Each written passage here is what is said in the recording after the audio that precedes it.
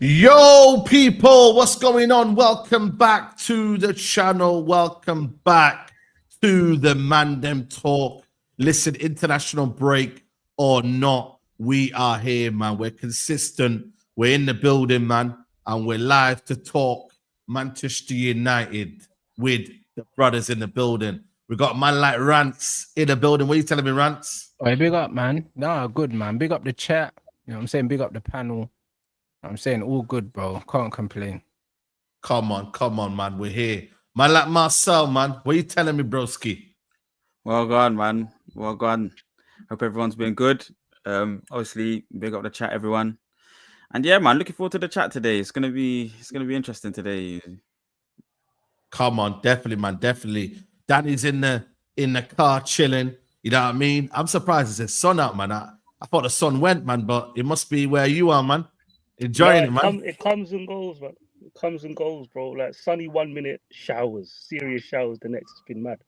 But yeah, man. To be back, Come bro. on. You know when I make a return, you need to play that Mace tune, Welcome Back, whenever I make a return, bro. Come on. Man got the shades on, man. He's, yo, listen.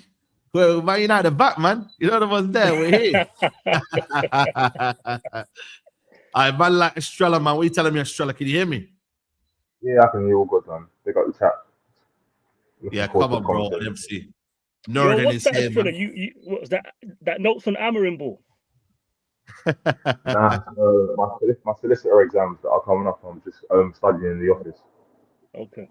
Yeah, big up, man. Big up to you, man. Obviously, Nuruddin is here as well, man. He's got a lot of talk about the transfer window, man. He's rating it a 3 out of 10. He's saying, man. But we're gonna talk about that as well, man. Big up to Nuruddin in the building, man. But yeah, man, it's just a little bit of a early season kind of report. What have we learned so far? You feel me? Is Amarin's job under threat? Is it not? You know what I mean? Have India's got it under control? You know what I mean? So far this season, 2 losses. Obviously, one in the Carabao Cup, one against Arsenal, which to be fair, we actually played all right. Fulham game was a draw, and then we got a win against Burnley, man. Start with you, Marcel, man. Seeing as, you know what I mean? You're probably, I don't know, see what Australia's like, but you're the one that is Amarin in. But how have you found the season so far, man? Not the 5 wins in a row, but it's been for me, I'm not gonna lie to you, it's been a poor start for United. But what are you saying? I mean, I think we did start well. The Arsenal performance was promising. I think that performance was very promising, and I like the way we performed. We just couldn't finish, and I think that's almost been the story of our game of our season. It's very early, by the way. The first 3 games. I think even in that Fulham game, we was kind of seeing signs of how things were under Ten Hag, in the sense of, you know, you play well for only a short period of time. Ten Hag always used to point out to us, it's, you know, we played well for X amount of minutes or for this period and these sections of the game, which is not good enough at this football club. Obviously, Cunha could have maybe put us up 2 or 3 against Fulham, but that doesn't happen. And then you still have to create things, even in that football match. And in the second half, the way that we're set up, you know, I've been saying for a little while now, we need to have 3 in the middle. I was actually at that game, and I was speaking to, I tried to to shout at Ruben and let him know, listen, 3-5-2, man. Like, you can, you know, you still get your 3 centre backs in there. You still get your wing backs. It's just respecting the Premier League a little bit more, having 3 players. Most of the teams that we compete against have 3 in there, and then 2 strikers. Something that's Man United, you know, especially when we were winning things. 2 man up front that gets Sesko in the football match as well. Yeah. But I do have one eye on a replacement, like I did last time when Ten Hag was, you know, in question. I was saying maybe De Zerbi's the next, and I would like to see maybe Glasner, somebody else that plays this 3 system, you know, in the event of Ruben not doing it. But I think Ruben has shown good signs in terms of now that we've got a new front 3. There's a better look of moments of brilliance football. You know, these players are getting into positions where we're looking at them to try and do the finishing actions. And you know, Cunha, I think he's out for a little while now, which is a big issue. I've heard it's not serious, you know. It's not as serious as we all thought. It might be like 2 weeks, maybe 3 weeks. Okay. The God bless, because that's something that we know we need him at the team and at the helm for our team. I think he's the maverick. I think he's the key player for us. But that win against Burnley, I don't care how it was done, it was needed. and I'm very, very happy. You know, Bruno's played a big role in that victory there, and just the team as in general has been able to get us over the line because we needed those points. So overall, the 3 games, it's not been spectacular. You know, again, like I was saying before, you know, the team looks like it's set up for moments of brilliance at a lot of times and a lot of phase in the game. And I was also saying before, we need a 3-5-2. But I think Ruben is still someone that can balance this team, the unity around the team, and I think he can still carry us, you know, into the next phase. Against Chelsea, against City, and beyond that point. So, like I've said, it's going to be 10 games to give a proper review, but early stages, I'm not very much disappointed. I was saying before that, you know, Ineos let us down. It's Ineos that have let us down in this window. I was saying very early in between, you know, the summer window that they've let us down. And obviously they ended up getting rid of, you know, what was quoted as the bomb squad. But, you know, in terms of bringing quality in, you know, they should have still brought a midfielder into this football club. And we're going to suffer now because of that. Ruben's formation, I don't think is completely the problem. He's not respecting the Premier League, though. So he's making it harder for himself unnecessarily. I think he has been a bit emotional, but I don't mind that. I don't see that as a problem. You know, I don't see that as like, and I didn't see that as him wanting himself to be sacked or anything like that. I think Grimsby Football Club are cheaters. I think we should be appealing for that game, and we should be getting. Come on, Marcel, let's not do that. Yeah, I can't hack it. I can't, bro. Randall, what are you talking, bro? Save me. Someone save this conversation right now, bro. They brought him on in the 70th minute. They brought him on the 70th minute. Hey, brother, man just went dug deep into the tie bag right there, blood. Saeed, what's man doing? Rants. Let him not go on. Rules are rules, Rants, bro. At the end of the day, they broke the rules. That's not why we lost. It has to be a replay. It's a joke. If the FA don't take this very seriously, we're a very big club. If the FA don't take this serious, this is a travesty. This is an absolute disgrace. Bro, I think we should pay the fine, bro. I think we should pay the fine for that. It's a travesty losing to Grimsby in the first place. We didn't lose, Estrella. We drew in 90 minutes of football, Estrella. We drew. Anybody, Estrella, can lose a penalty shootout. In 90 minutes of football, we drew. That I do agree with. Anyone can lose a penalty shoot. Drawing to Grimsby Town is a travesty in the first place. That's the travesty in the first place, then. Yeah. Marcel, just so I disagree. Anyone can lose a game of football in this world as well, Estrella. So, Marcel, just so you know, the League Cup is the English Football League. The FA Cup is the FA. So in the FA Cup, Grimsby would have been kicked out immediately. There would be no need to appeal. Their rules are different, innit? Right. But the way I look at it, Marcel, it kind of tells me that they want Ruben Amorim to focus on getting into Europe. That's why they've not appealed. Do you know what I'm saying to you? So, because you have to think about it. What people don't realize is when you play in the Cups, this happened in Ten Hag's first season. Every fixture you get at home, Man United makes £7 million. That's why our finances were so good in Ten Hag's first. Not just because we made Champions League. I'm talking that financial year, Marcel. We did well because we got to 2 cup finals and we got to the quarters of the Europa. But a lot of home fixtures, more than normal. Do you know what I'm saying to you? So the fact they've not appealed it could be what these men are saying as well. We lost to Grimsby anyway. It's embarrassing if we appeal. But also tells me we're just going to focus on the league. We don't need the distraction of the League Cup. So I respect that. I respect that. Sorry, Saeed. So I respect that, Danny. I understand the thought process of that. I just think that there's still time for them. I believe there's a 5-day window, Danny. So they've already said it. They've already made a decision. They've already made a decision, bro. They've already made a decision. But it's embarrassing, though. Like, hold a minute. That's 60 seconds. 60 seconds late in registration. 60 seconds. Listen, I can't. You know how embarrassing that is? I agree with Ranch. We should pay the fine for them. For the way they slapped us about on the football. Nerdin. This competition has happened for many a year. So Grimsby knew last year the cutoff point, the year before that, the year before that, the year before that. I don't care whether it's 60 seconds or 60 nanoseconds. I don't care if it's 60 milliseconds. It's late. Embarrassing. I swear to God. But it's embarrassing, though, Marcel. What we're doing here, man. We got beaten fair and square, and that's the reality. 90 minutes of football side, we drew. Yes, let's not be pontificating on Grimsby Town. Can we actually talk about some serious? Yeah, exactly, man. This is what I'm saying. This is what Marcel trying to do. He's sidetracking us, man. He wasn't so sorry. Manchester United got bopped around the football pitch for 60 minutes against tier 4 of English football. 50-something places between Manchester United and Grimsby Town. Some of those guys are part-time. Niridan, we've lost 4-0 to MK Dons before in Division 2. So that's the reason I've seen it before and I don't really care in it. I'd rather just talk about the window and some other stuff that's more important. Let's of Grimsby Town, man. Let's talk about actual stuff that's going to be important. Yeah, facts, 100%, bro. Like, I listen. I think for me, I think Marcel's already planning for the new manager, man. He's talking about 3-5-2. Yeah. The manager don't play 3-5-2. He's talking about Glasgow already. Like, we know what the situation is, innit? That's where, for me, like, all eyes are on Ineos, innit? And whether they act. Because this season hasn't been great. This season isn't 3 games in or 4 games. This is a continuation of what we saw last season, guys. That's where it is, man. So when we say, like, oh, but it's so early on and we can't do this and we can't do that, bro, the problems are still there, guys, man. We've got issues in the team. We've got issues in the way we play.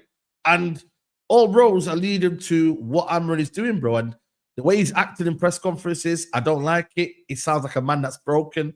You know what I mean? I just think for me, it's one of them where, like, are we wasting our time, guys? Is this another situation of what happened last season with Ten Hag? Like, we're here and we're here to talk about the same problems, bro.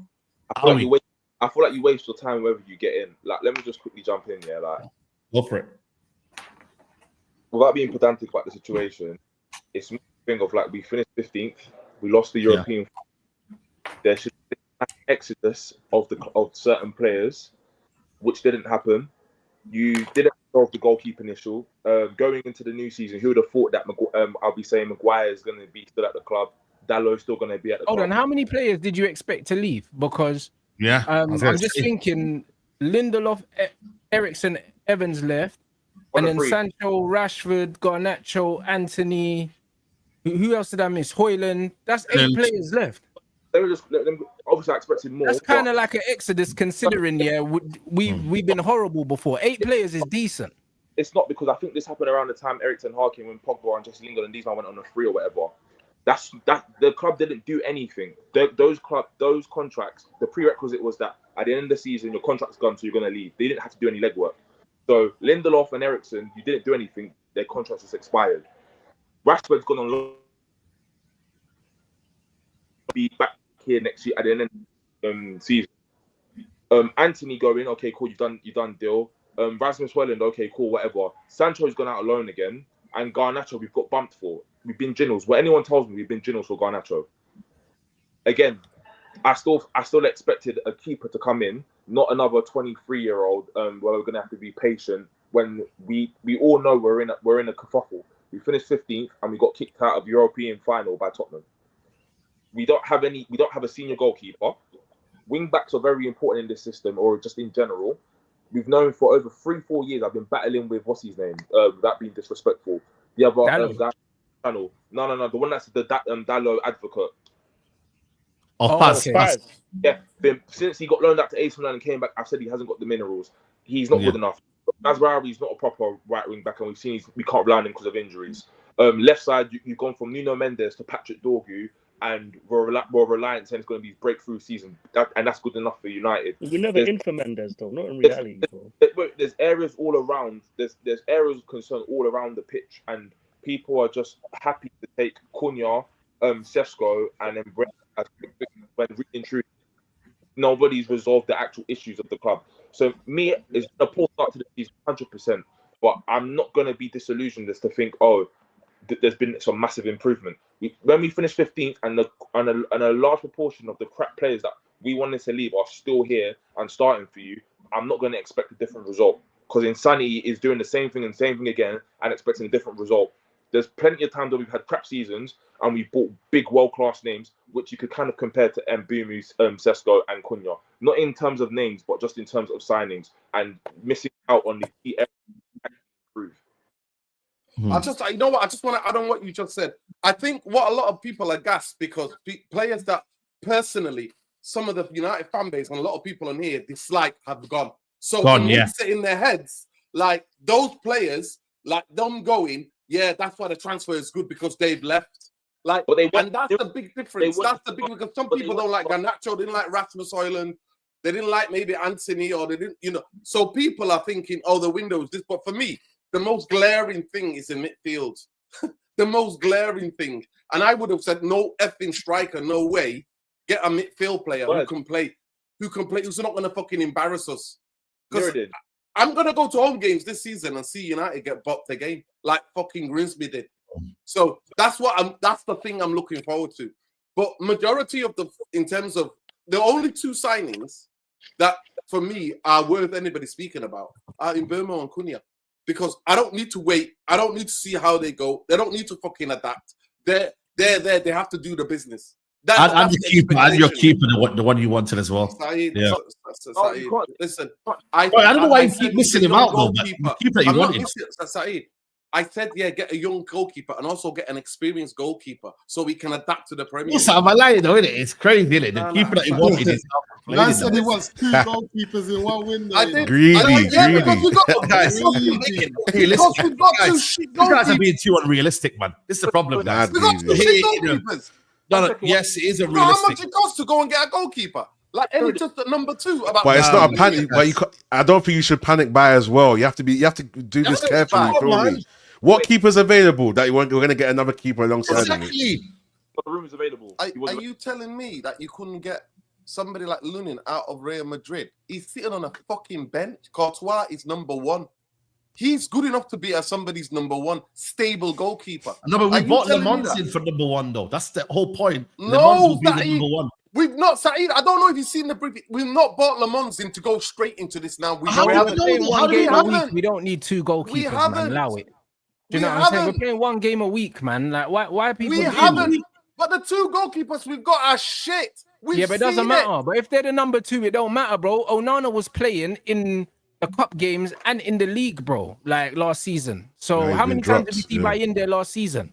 Like 3 times, bro. So we don't need 2 goalies. We just need 1. Yeah, about Onana's form right now.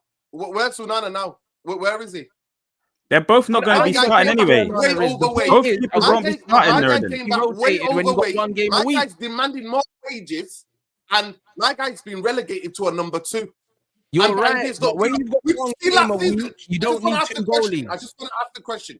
Could we not see last season Bayendia and Onana are not good enough? Yes or no? I just want to ask the question. I agree. It's got nothing to do with what you're saying. Well, that's it. Then don't tell me I'm not demanding. It's got nothing to do with what you're saying, though. I'm demanding. Did we agree, yes or no, as the whole fan base last season that Bayendia and Onana are not good enough? Yes or no? Yeah, they're not good enough to be number 1. Yes, that's all I wanted to know.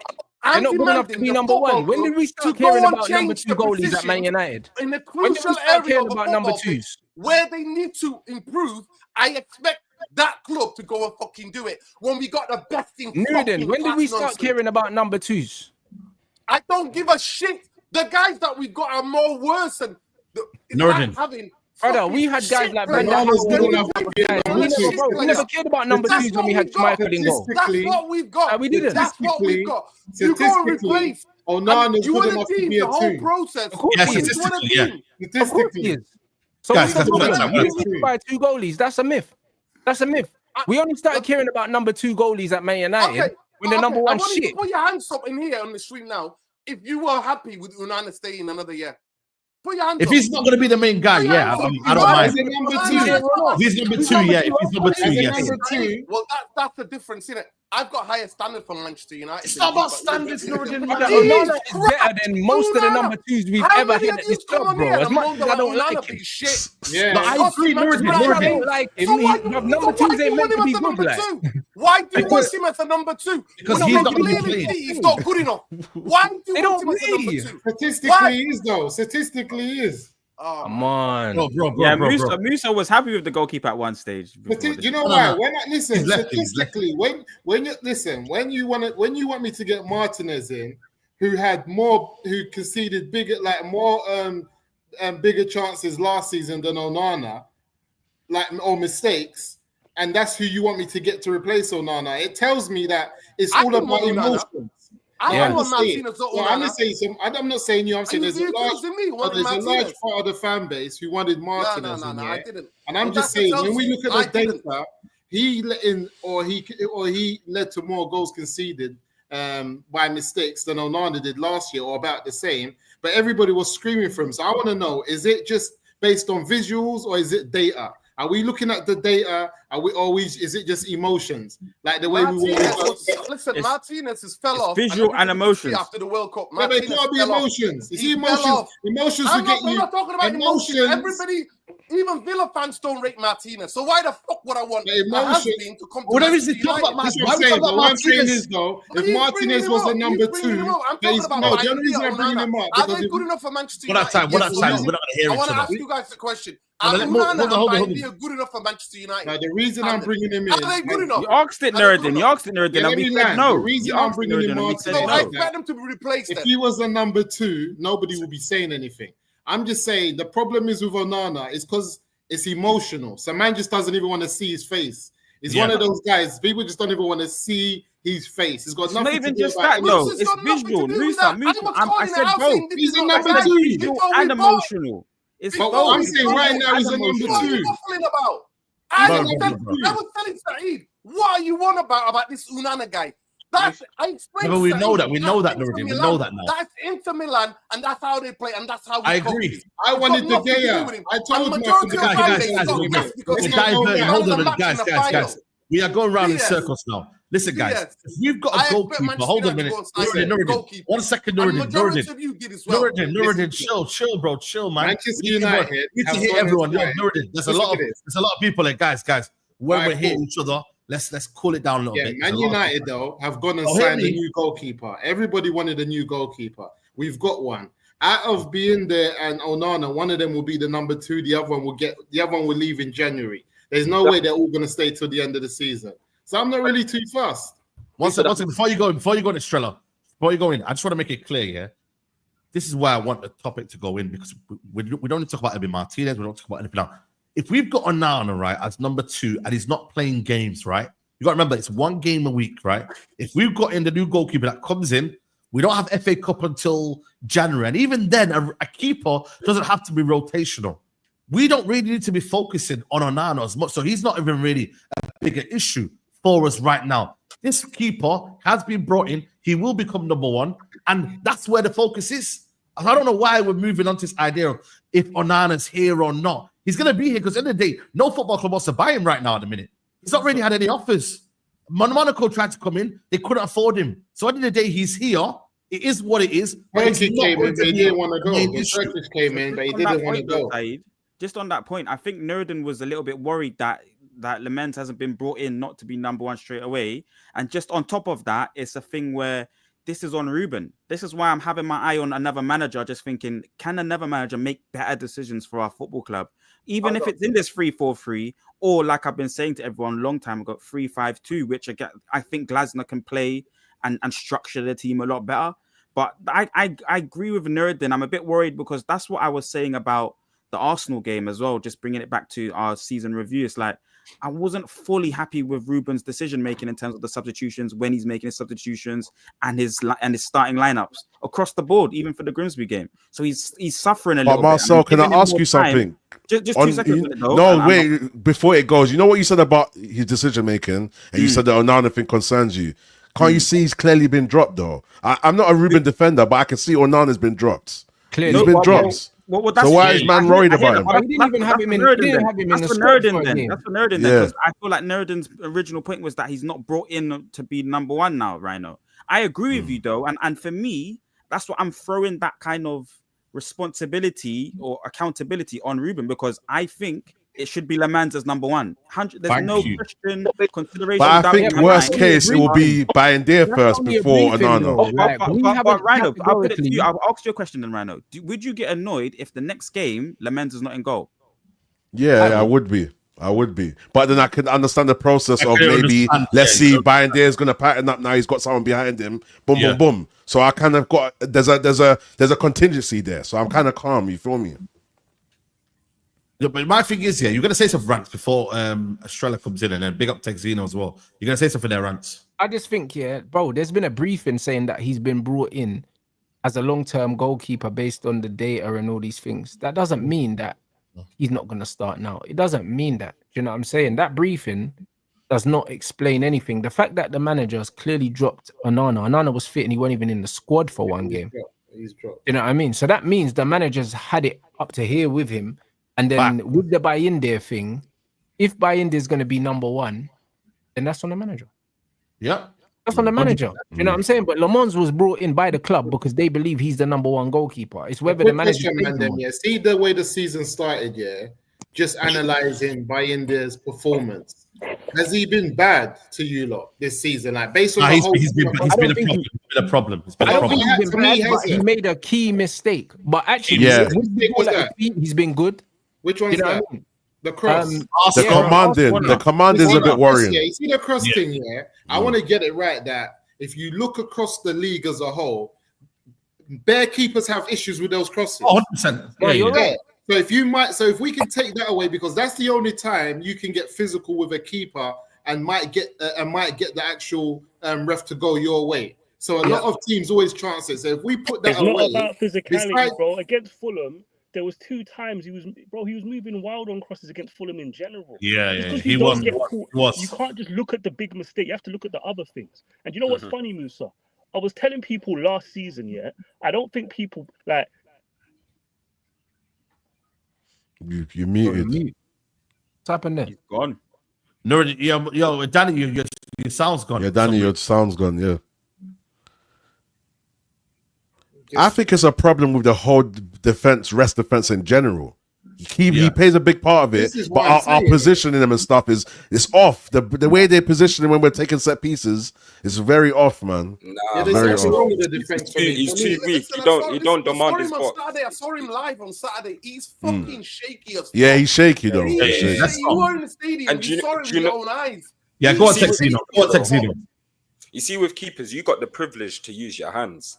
And from when you're allowing other guys to constantly bully you, like, my bad, can you hear me now? In your 6 yard, wait till Texino. And you see it from nearly every corner, every set piece. He is pretty worrying. And when he does make the mistake, he puts on the worrying face, and it looks like he's almost asking for the ref. What's like? He's pushing me. You see, Amram in his press conference after he made that mistake. Straight away, he goes, look, if there was VAR in the Tottenham game, then he would have been backed. We're looking for excuses with Altay. I think if we brought in a goal, win the first ball though. Why don't we ever win the first ball? Why don't we? Why is our keeper? What are you talking about, bro? If you put a ball on the goalkeeper, you can't stop that, bro. What sort of physics? You can stop it. How do they get to it then? If a man whips it on the goalkeeper, it's let me hear that, bro. Cool, sometimes you can't stop. But this is why David, This is why I rate David, and David used to get blamed. He just didn't even get involved in the mix. He was always saying, it's either you lot win it or I'm trying to save the shot. That's what David was. Sometimes you got bullied sometimes, bro. That's bad. That's so true. No, but what I'm saying is, how come they always get to it though? How come their striker gets to it or their defender gets to it? Now you're right. Always get to it. Fundamentally, we don't defend these set pieces. Yeah, exactly. Exactly. That's what I said. 100%. Fundamentally, issues, man. And our keepers are crap. I'm not going to say, look, Bayindir, Onana, they're both number 2s. We all accept that. They're both number 2s in the ideal world. But I'm saying, cool, your number 2 comes in now because your number 1's injured or something's happened to it. Come on, help with the defense, help with the defensive setup and how you want your defenders to attack the ball. I just feel like, I don't know, man. It's just a bit too weak for me. You're almost saying you want a centre half to stand on your keeper. Do you know what I mean? You're inviting a striker to stand on the keeper if you do something like that. You're saying, how do we end up? How we end up talking about to save his own space, bro? Because obviously Nuri was saying about the window, and then obviously saying that it's not been a great window because we haven't bought 2 goalkeepers, and then we're saying, well, hold on a minute, we got Le Mans in. And then we don't need to worry about that. Yeah, but we got bigger problems. Here's the reality: we did not finish 15th because of the goalkeepers. Yeah, exactly. And the point I was making before, Saeed, last season when I said, people don't pay attention to the other goalkeepers in the league. You see what Musa said about, bro? This is not a good era for goalkeepers. Yeah, I hear it. This is a problematic era. Did you guys watch the West Ham game? Sanchez made an error. He should have saved that shot. Went with the wrong hand. Chelsea would have scored 5 goals. They've been doing that with Sanchez since he got there. Yeah. If you have a good team and a good manager and you're functioning well, you won't be stressing about your bad goalkeeper. Go look at that. Go look at the other teams in the league. I mentioned this before. My audio went. People, you didn't even know, Saeed. You see the Brighton goalkeeper made more errors than Onana. You didn't know that. You don't pay attention. Man United fans don't pay attention. Bruv, them man get caught playing out from the back all the time, Brighton. All the time. All the time. Brighton just get on with it. Everybody gets on with it, bro. I don't know why man are hyper-focusing. We got other problems. Bigger problems than... I agree. Right. We got multiple. Let me tell you, we got multiple problems. We got multiple. You know what this conversation highlights? For Manchester United, you Man United, we're not good at anything because we're not good at defending and we're not good at attacking. So we got to look at the manager. What are we doing? The managers. What are we good at? Like everyone's talking about the midfield, but the truth is, when Reed was in charge and we had Cass and Ugarte, everyone was saying, "Oh, this works." Now all of a sudden, we need midfielders because the system's shit. Do you know what I'm saying? We concede shit goals. We concede more than we score because the system's shit. We don't know what I was going to get to. What I was going to get to the back of Estrella and Nuruddin's point earlier, the root cause of what you guys is talking about is the hiring of this manager. Yeah, there is no way you're going to get midfielders, goalkeepers, and wingbacks and attackers in one window unless you're moving like Chelsea. Why not? And we can't move like Chelsea. I think it's section by section, man. Defense, striker, midfield. It's section by section. Let me tell him why. I'll tell you why. You asked the question, I can answer.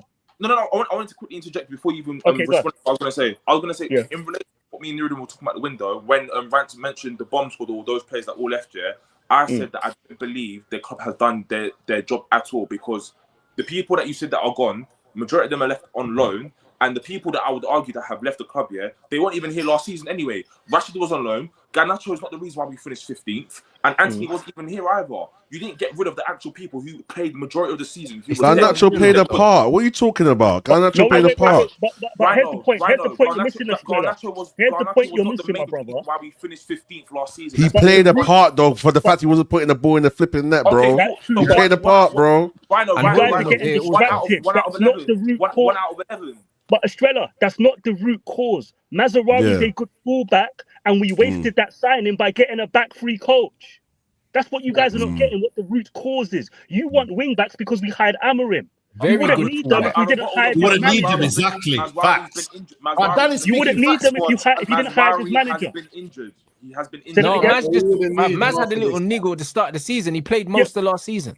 But Rance, he's not a wing back. Why are you hiring he's a great and not backing him then, Danny? Why are you hiring somebody and not backing him then? No, but you know that majority of players are not susceptible to the football. But Nuruddin, here's the problem. Yeah, this was a poor hire. Defending them. I'm giving you guys the root cause of these people's incompetence, right? Yeah. So you hire a back free manager.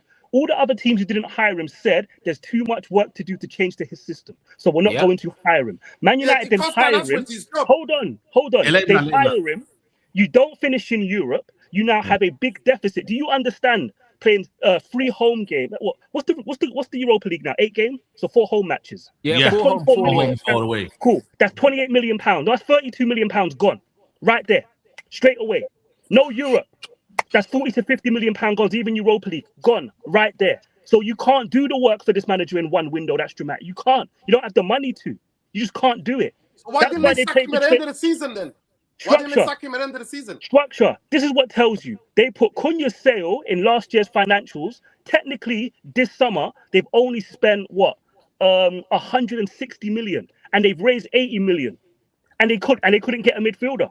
They had to go for a young goalkeeper. It's the finances. They could have got midfielder. They could have got midfielder. You could have got Paulino on loan. You could have got Douglas Luiz on loan. Let's not do that. No, but people want long-term signings. Them going for Conor Gallagher at the end of the window, if that's Ed Woodward, all the people who were silent on Ineos that were going at those people will be off mute and they're all quiet.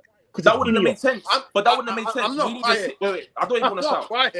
Listen, I would have been happy with Gallagher, you know, Danny. Wait. Get him on the lap. Wait. Don't start Marcel, you know. Yeah. That would have made sense. Why are we going for loans? Why are we going for loans? Why are we going for loans? I don't agree with the signing here, but I agree with the idea of he would have fitted the system, no? He would have fitted because the manager wanted a fucking a bulldog like him, bro, but he's trash as well, bro.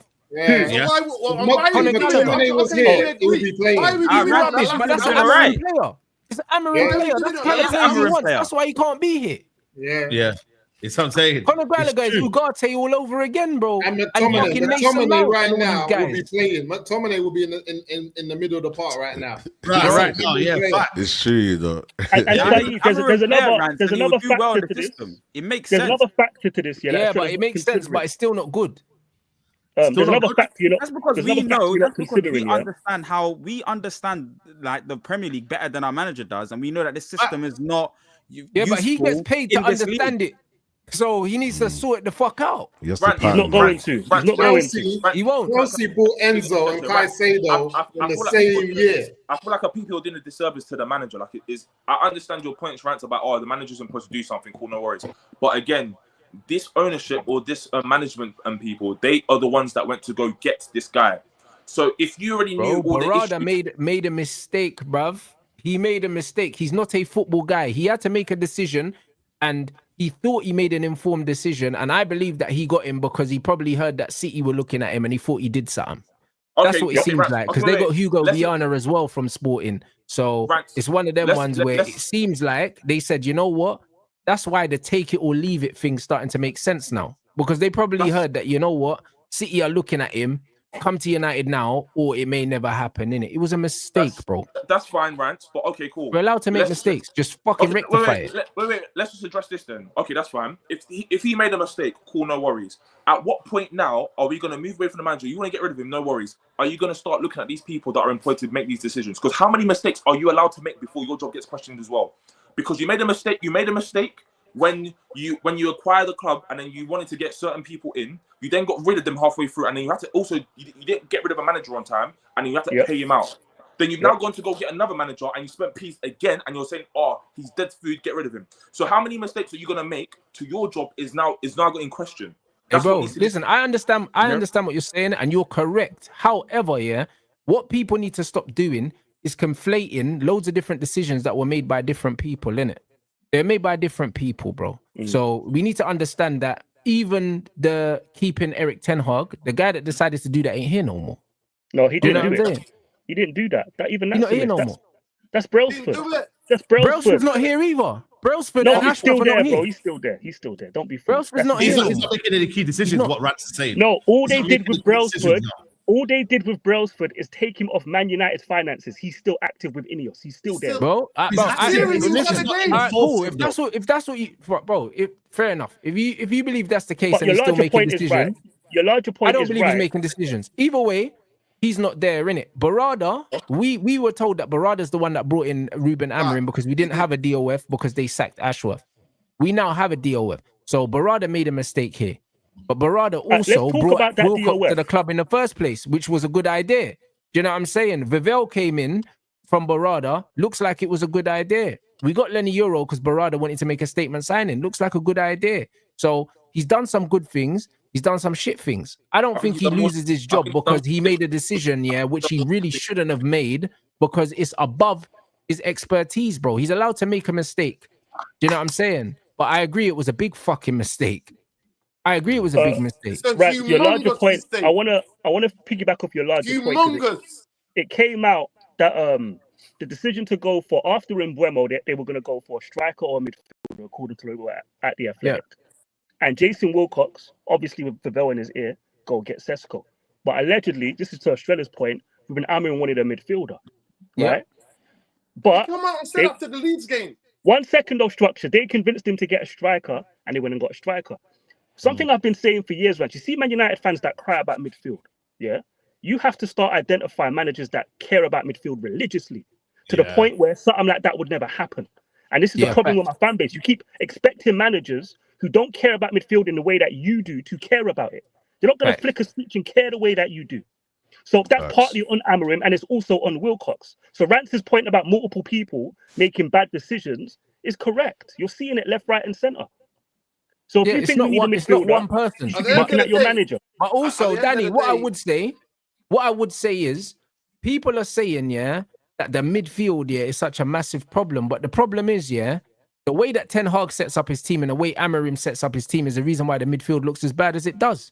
Yep. Because numerically, for you, Rance. I've got a question. Sorry to interject, but this is important to your point. Do Fulham have a better midfield? No. Yeah. But they've got a better balanced midfield. Yes, but they don't have a better midfield than us. Do they have a better midfield? No. No. Yeah. They've got the player that we should have got last season.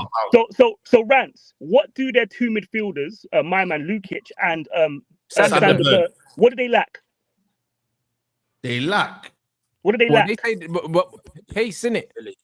Pace, yeah. So trust me when I tell you, if they played Ruben Amorim, you would not be saying they're decent or good. You'd be shitting. Nah, you're saying they're shit. They'll get cooked. Yeah, it's exactly the same. Listen, I made the video before Amorim came saying another guy who vacates the midfield. I made a video talking about that and I did a debate with people. It's a people are like, perspective. we need to get him in. But I remember when Bruno and Cass used to be a sick midfield. It's mad, bro. That he vacates the midfield. Why don't people identify that when they're criticizing our midfielders? Because they don't. I always do that. I always do that. There was a time. There was a time when Mandem were glazing Bruno and Cass together. When was this don't insult my intelligence, bro. There was a time. Listen, let me just come to the larger point. Bruno, Cass, and Ericsson. The man never used to glaze Bruno, Cass, and Ericsson together. Back then. You're right. We played a mid-block. So my whole point is it can work if it's set up right. It's my whole point, isn't it? I think. That's what I mean. If you got more numbers, it can. But we saw the basketball where they were all running back. Rhino, here's a key point. That was the second season, Nuruddin, not the first. The first season we defended deeper. Yeah. Yo, Rhino, who played deeper before Ericsson got injured? Ericsson or Casemiro? Ericsson was like a deep line kind of playmaker. Exactly. Yeah. Then the following season, what did Eric Ten Hag do? 1 DM, 2 high A. Yeah. Yes. Yeah. So and then Casemiro's looking. Yeah. So you've actually got the evidence with Ten Hag. If you set up differently, things look different. You've actually got it in his own catalogue. And listen, I'm not going to lie to you. I'm not. So for us to go to another manager who does that is it's insane. Listen, I'm not here to defend him, but in the 3 games that we watched where Mount started, obviously he got subbed, but he's been dropping back to try to help. I don't know if you've seen it. He's been dropping. Yeah, back. that's what I've been saying. He's in the number 10 role. He's not played as what we call typical left-sided number 10 role. He's actually played more when we lose the ball. He comes back in, but he hasn't got the physicality either. Yeah, but Cunha does the same. Cunha plays in the 9 and he drops back to help us because we're struggling, bro. But structure. That's not the same. Someone dropping in. Do you think this midfield could work if we had White? He's made the mistake of hiring a guy who is from another type of league, plays a specific system, and Dan Ashworth was the only man who was, and give me all that BS propaganda he wanted Southgate. So that's the club, that's what they're fucking breathing to people. Say he wanted Southgate. No, he didn't want fucking Southgate. He said there are other alternatives in the Premier League to do this job, and he wanted to grow gradually. He gets the sack because he told the obvious that players we have are not compatible. Just like West Ham said no to Amorim, like Liverpool said to Liverpool said it, And who else said it? I think there might have been a third team in the Premier League that he spoke to as well. And they all said no to him because they were not willing to change that. And one of his biggest things when Amorim came in, when signed on the line, it was that I'm going to play my system and I'm not changing. And then we remember that part in last season where he came out in a presser after we got another 3-0 fucking smashing by Iriola and Bournemouth. And he said, the club have told me to start now. What does that mean? Means that they told me, stick with your plan, don't change it, just go and play and start now, and we'll try to get recruitment. And did they get any recruitment in January? No, they didn't. Did they get any recruitment this summer for him that could actually help him? Other than in Burma and Cunha? No, they didn't. We spoke about this before. Well, you see what you said about people dropping in structure? We knew when we saw the footage, if you have 2 midfielders, your 10 ain't always going to drop in time. And that's not the same as having 3 people there or inventing a fullback that stays there or creating a box in midfield. It's not the same. Having someone drop in doesn't solve the problem. Do you know what I'm saying to you? It just doesn't solve the problem, bro. No, I'm just pointing it out. Even he fucking knows. I'm just pointing it out to say, even he understands. We saw what Silva did. When have you ever heard Iwobi coming out and explaining tactics about what they did to our club? I have never heard Iwobi ever come out. Do you know what that means? And explain it. Do you know what that means, Nuruddin? That means the manager sat down with all the players and said, listen, these men are so fucking predictable. This is exactly what's going to happen. Because the fact that a player can break down in such detail exactly what they were told, that was their training session. Their training session was Man United are going to beat themselves. So this is what you need to look out for. It's not even in detail. Every club goes in. I say this all the time. Me and Flora spoke about this yesterday. Every club goes in and goes, do you know what? United have had their 20, 30, 45 minutes. Just push hard in the midfield, overload them, play basic ball, push some chances, and you'll get. That's how basic we are right now, isn't it? We're super basic. So miss me with all the bullshit about what the manager needs in the final piece and all that. Yeah, you're not even showing me nothing. So miss me with all of that. You know what I'm saying? There's not even basics here, guys. It's ridiculous. But can I also mention something as well, guys? It doesn't have to be. Hold on 1 second, Nuruddin. Yeah, but Nuruddin, we haven't had a coach since Van Gaal. We haven't had a coach since Van Gaal. Period. I want the midfield players sorted. We've been begging. I don't care. I've been to Danny for years. I want a coach. We've been begging for athleticism. We need a coach, man. I want a coach. We've had no coach since Van Gaal. I don't want to hear it. Midfield. Yeah. The decline of Manchester United and the decline of our midfield go fucking hand in hand. If you want to listen and pay attention, they go hand in hand. Yeah, but where we are and where we can be with a coach, that's the first step. Do you know what I'm trying to say? Yeah, and then we'll deal with that afterwards. Because we're not even doing the basics, Nuruddin. Come on, man. What I will say, guys, listen, I think the midfield is an issue, but I also think the manager could do a lot better in terms of setting us up and the way we play, man. Like, he's got Kobe, he's got Ogati. Listen, I'm not saying everyone rate Ogati, but get the best out of him. Casemiro, Bruno, bro, we can look at buying a midfielder, but the manager also still needs to set up in the right way. So say now we brought in a Beleba, but Mandem, I watched Beleba against Brighton, against Man City. He was doing a lot of mistakes, you know. He was leaving the midfield vacant. He was, he's more of an 8 going forward, box to box. He's not a 6. There's not a 6. So we can say bringing a Beleba, but like Leon is saying there, the coaching still needs to be better. So we can say, go and buy midfielder, go and buy this. But if the manager is still not doesn't use it properly, Saeed, he's not going to solve it, and I'll tell you why. There was a clip I saw on the timeline of Kobe doing a recovery run, and people were gassing it up. And I'm like, first of all, he's not that quick. But I'm glad you posted that because it shows over 15 yards, three blades of grass, and a little bit more. Kobe is fine. And if you played in a team that didn't have to chase back over 20 yards, trying to run a man down in an individual battle, he would be fine. He's not fine because he's had 2 managers who asked him to do something that, quite frankly, even players that are athletic would suffer in the long run anyway. Yeah, bro. It's just not. Look at it like this. The one manager we've seen win a league title with athletic midfielders, he had 3 of them.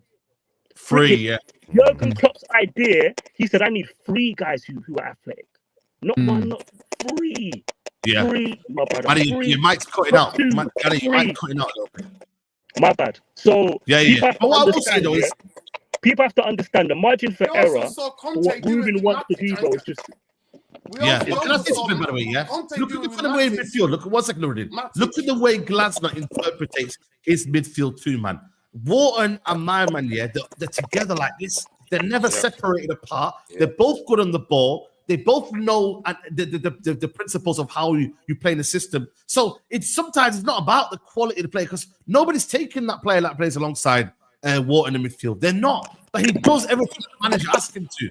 You see what I'm saying, Mandem? So end of the day, you need to have players that complement each other, but also know and understand how you're going to play and want to keep the ball, want to do what the manager wants to ask. But fundamentally, the manager's asking them nothing. Right now, it's open. It's whatever the players want to do, really, because I don't see specific instructions of what the manager wants from these players. I don't.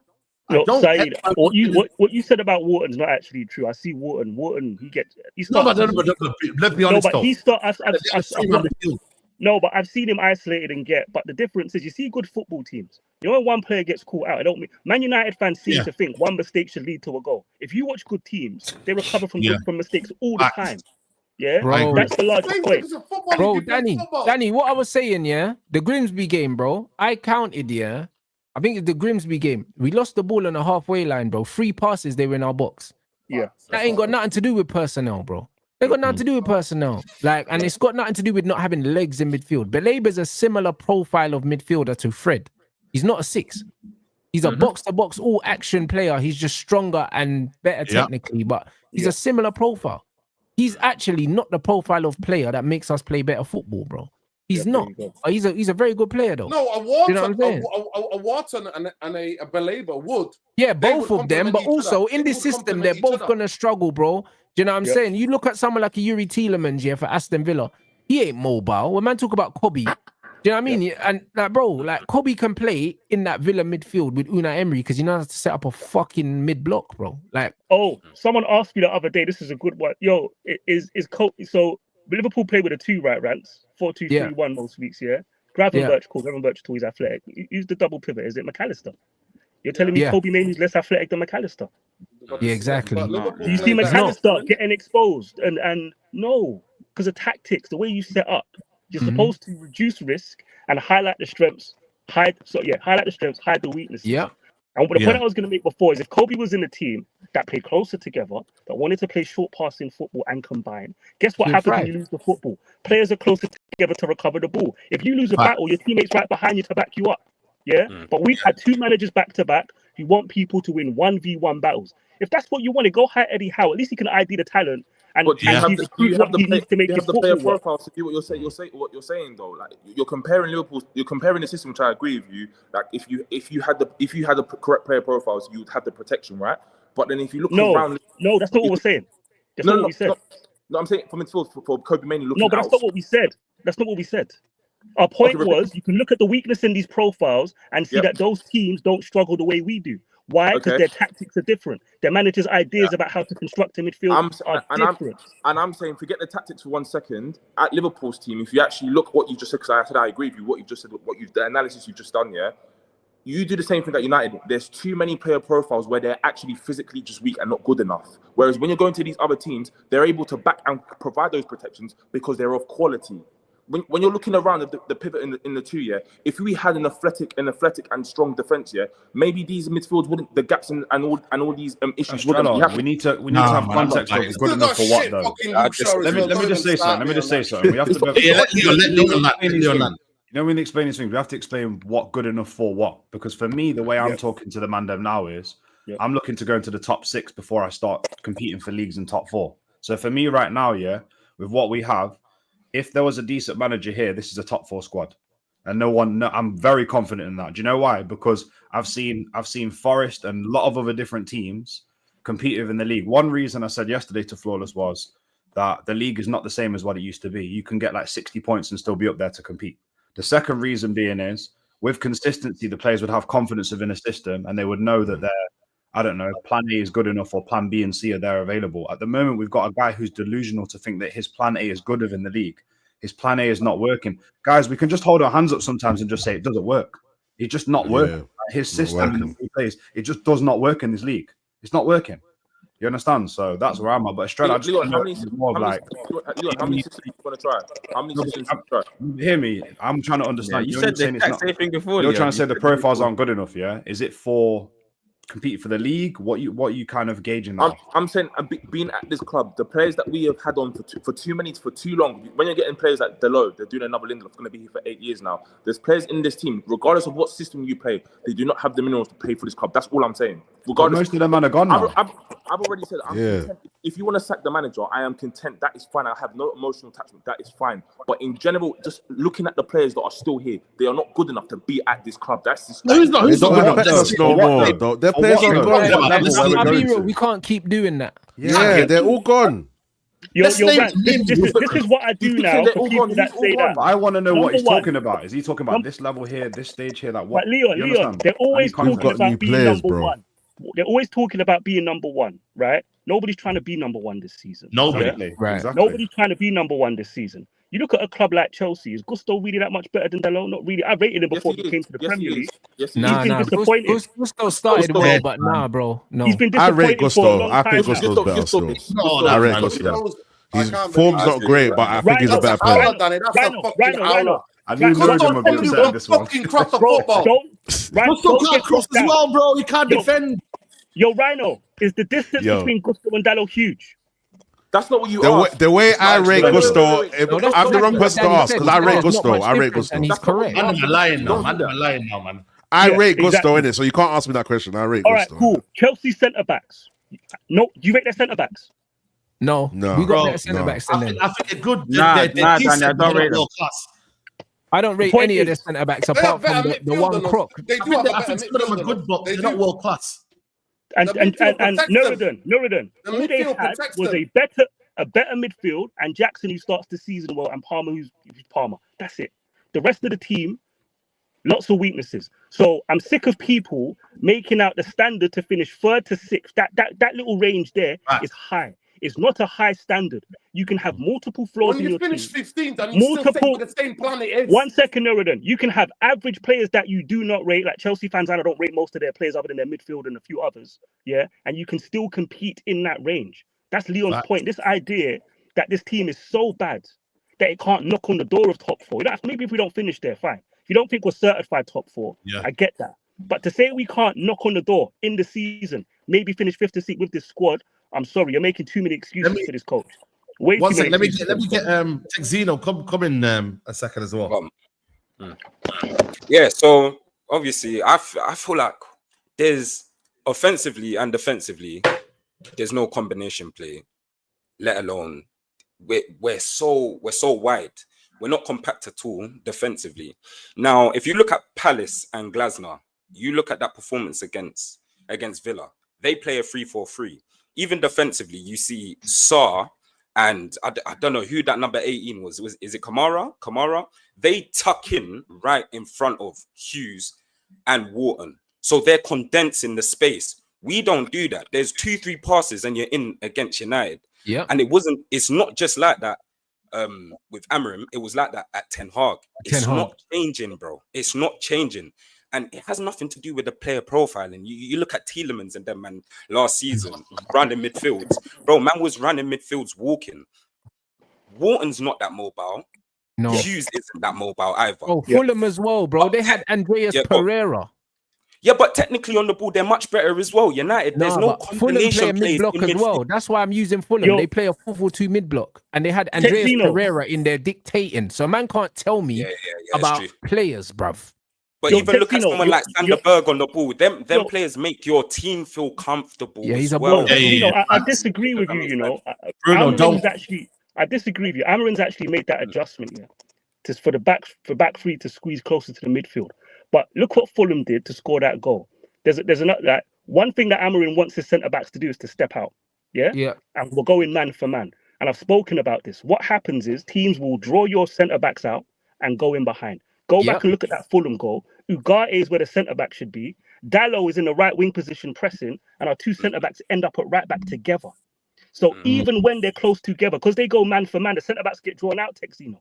This is why I don't rate this manager.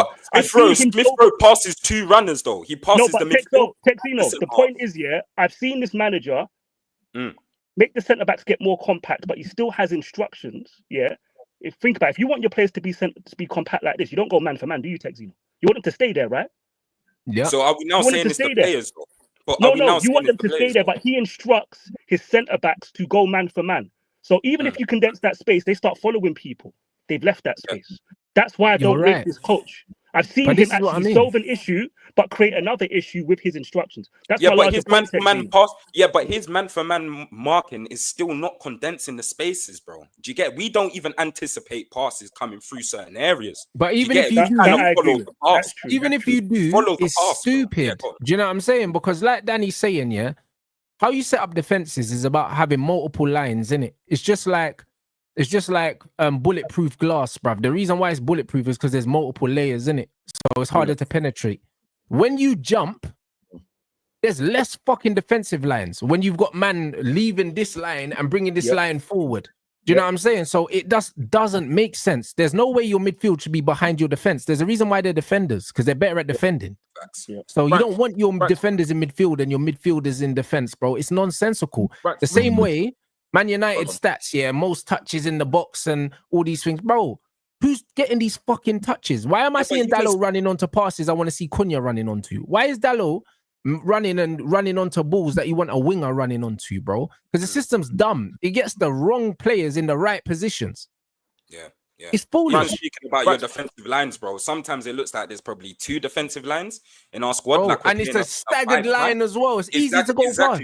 Exactly. I feel like you guys are fixating too much on tactics, you know. Like honestly, like the way you guys want to. That's how far he's in trouble. No. Do you know what it is? Yeah, like it's like a comment I just saw. A comment I just saw a moment ago. Yeah, like it's all well and good. Everyone can do their own analysis and say this and this and that. Yeah, but at some point when you're actually watching the game, if you go to games, you watch it on TV. Forget tactics for one moment, because even when I watch football underneath Fergie, sometimes there is no tactic. He gives you instructions and you go out and play. Sometimes when the tactics are out the window and you're on the pitch, brother, you're a professional athlete. There should be some kind of pride that kicks in there. I hear it. And there's too many times. That's why I said when I'm saying some players are not good enough here, they don't have that fortitude in their head to be like, okay, no more. Who named them? You're not naming them though. Who you naming? I have the keeper, basically the back line. Keeper's not going to be here, so take him out. The What's back line going to do to break down low block? This is what I don't like. Man. Technically, Danny, the keeper's been assisting. Technically, you're almost saying that the team's out there to play. He just puts them out there to play. They should get it together themselves. No, Texino, that's not true. In this era, I'm not saying that. It does not work. I'm not saying that. No, Texino, I get what he's saying, but that's in a different era of football. In this era of football, the coaches control the players. That's but not even that, Danny. Yeah, but not even that, Danny. That's true. But not even that. An individual player, especially in midfield, individually doesn't have to. Go look at Enzo when he went to Chelsea in the first 12 months. It was sporadic because one player. I saw Enzo being asked to push up into the 8 when he's a deep line playmaker. Yeah, and he followed the instructions. He didn't go deep. That's this era of football. The reason why I focus on tactics, especially in this era, is when I see players following them. So when I two centre backs going man for man, they're following instructions. That tells me the manager's instructions are bad. So and if you don't follow, you get dropped. And I've got a larger point to make. All these people that back Ruben Amorim, I want to compare it to the start of Klopp, the start of Arteta, the start of this. All of those managers. 1 second, Rhino. 1 second. All of those managers. One area of their team was effective from day one. Jurgen Klopp's attack was effective from day one. Arteta, clean sheets. This manager's kept 5 clean sheets in 30 Premier League matches. Yeah, with a back 7. No area of his manager's team is functioning well. That's how you know he's the problem, and that's why I focus on tactics. But Danny, let me just add to your thing. Let me just add to your thing 1 second. Let me just come in 1 second. Two things can be true at the fucking same time, people. Right? So now we've got majority of the panel who are saying everything's to the Amorim. I don't tend to. I'm not disagreeing with you guys, but don't fucking make it out. We haven't got shit fucking footballers as well. Luke fucking. We haven't got shit ballers. The squad's all right. These guys are better than the guys they're losing to. Behave, man. Why are you behave? I don't think Shaw's a problem right now. Luke Shaw, behave, man. Luke Shaw's nowhere near an issue. If anything, he brings balance. He brings balance. He's not balance. We just got agendas. But no, there's like 7, 8 man on the pitch who are decent, man. Nah. Who's not issue? Left centre back than the Sancho. And Shaw don't have to be on the team anyway as well. We've got enough to pick. We've got enough players where he doesn't have to be in the team. What was that? Who's not an issue? Sorry. I said, sure, right now this season, I don't think 2 or 3 issues. Come on, man. Okay, cool. He should be the focus right now. You know why I keep saying we're saying shit players? Let me not say shit players that they wouldn't get into other teams. This is why I'm saying this shit. Luke Shaw has shown me for a 10-year ability that you cannot rely on him the majority of the season. And then we know this. Wait. But that doesn't mean he's an issue now. That now means whose fault was it for the goals that ran? Whose fault was it? Whose fault was it for the goal? For when their striker Burnley scored. Whose fault was that? Let me hear Estrella. Let's hear what Estrella's got to say. Estrella, go on. Nuruddin, let me hear what he's got to say then. The players that I'm saying that are not good enough, they've shown me. I'm not just judging them on recency. I'm judging them on their previous tenure.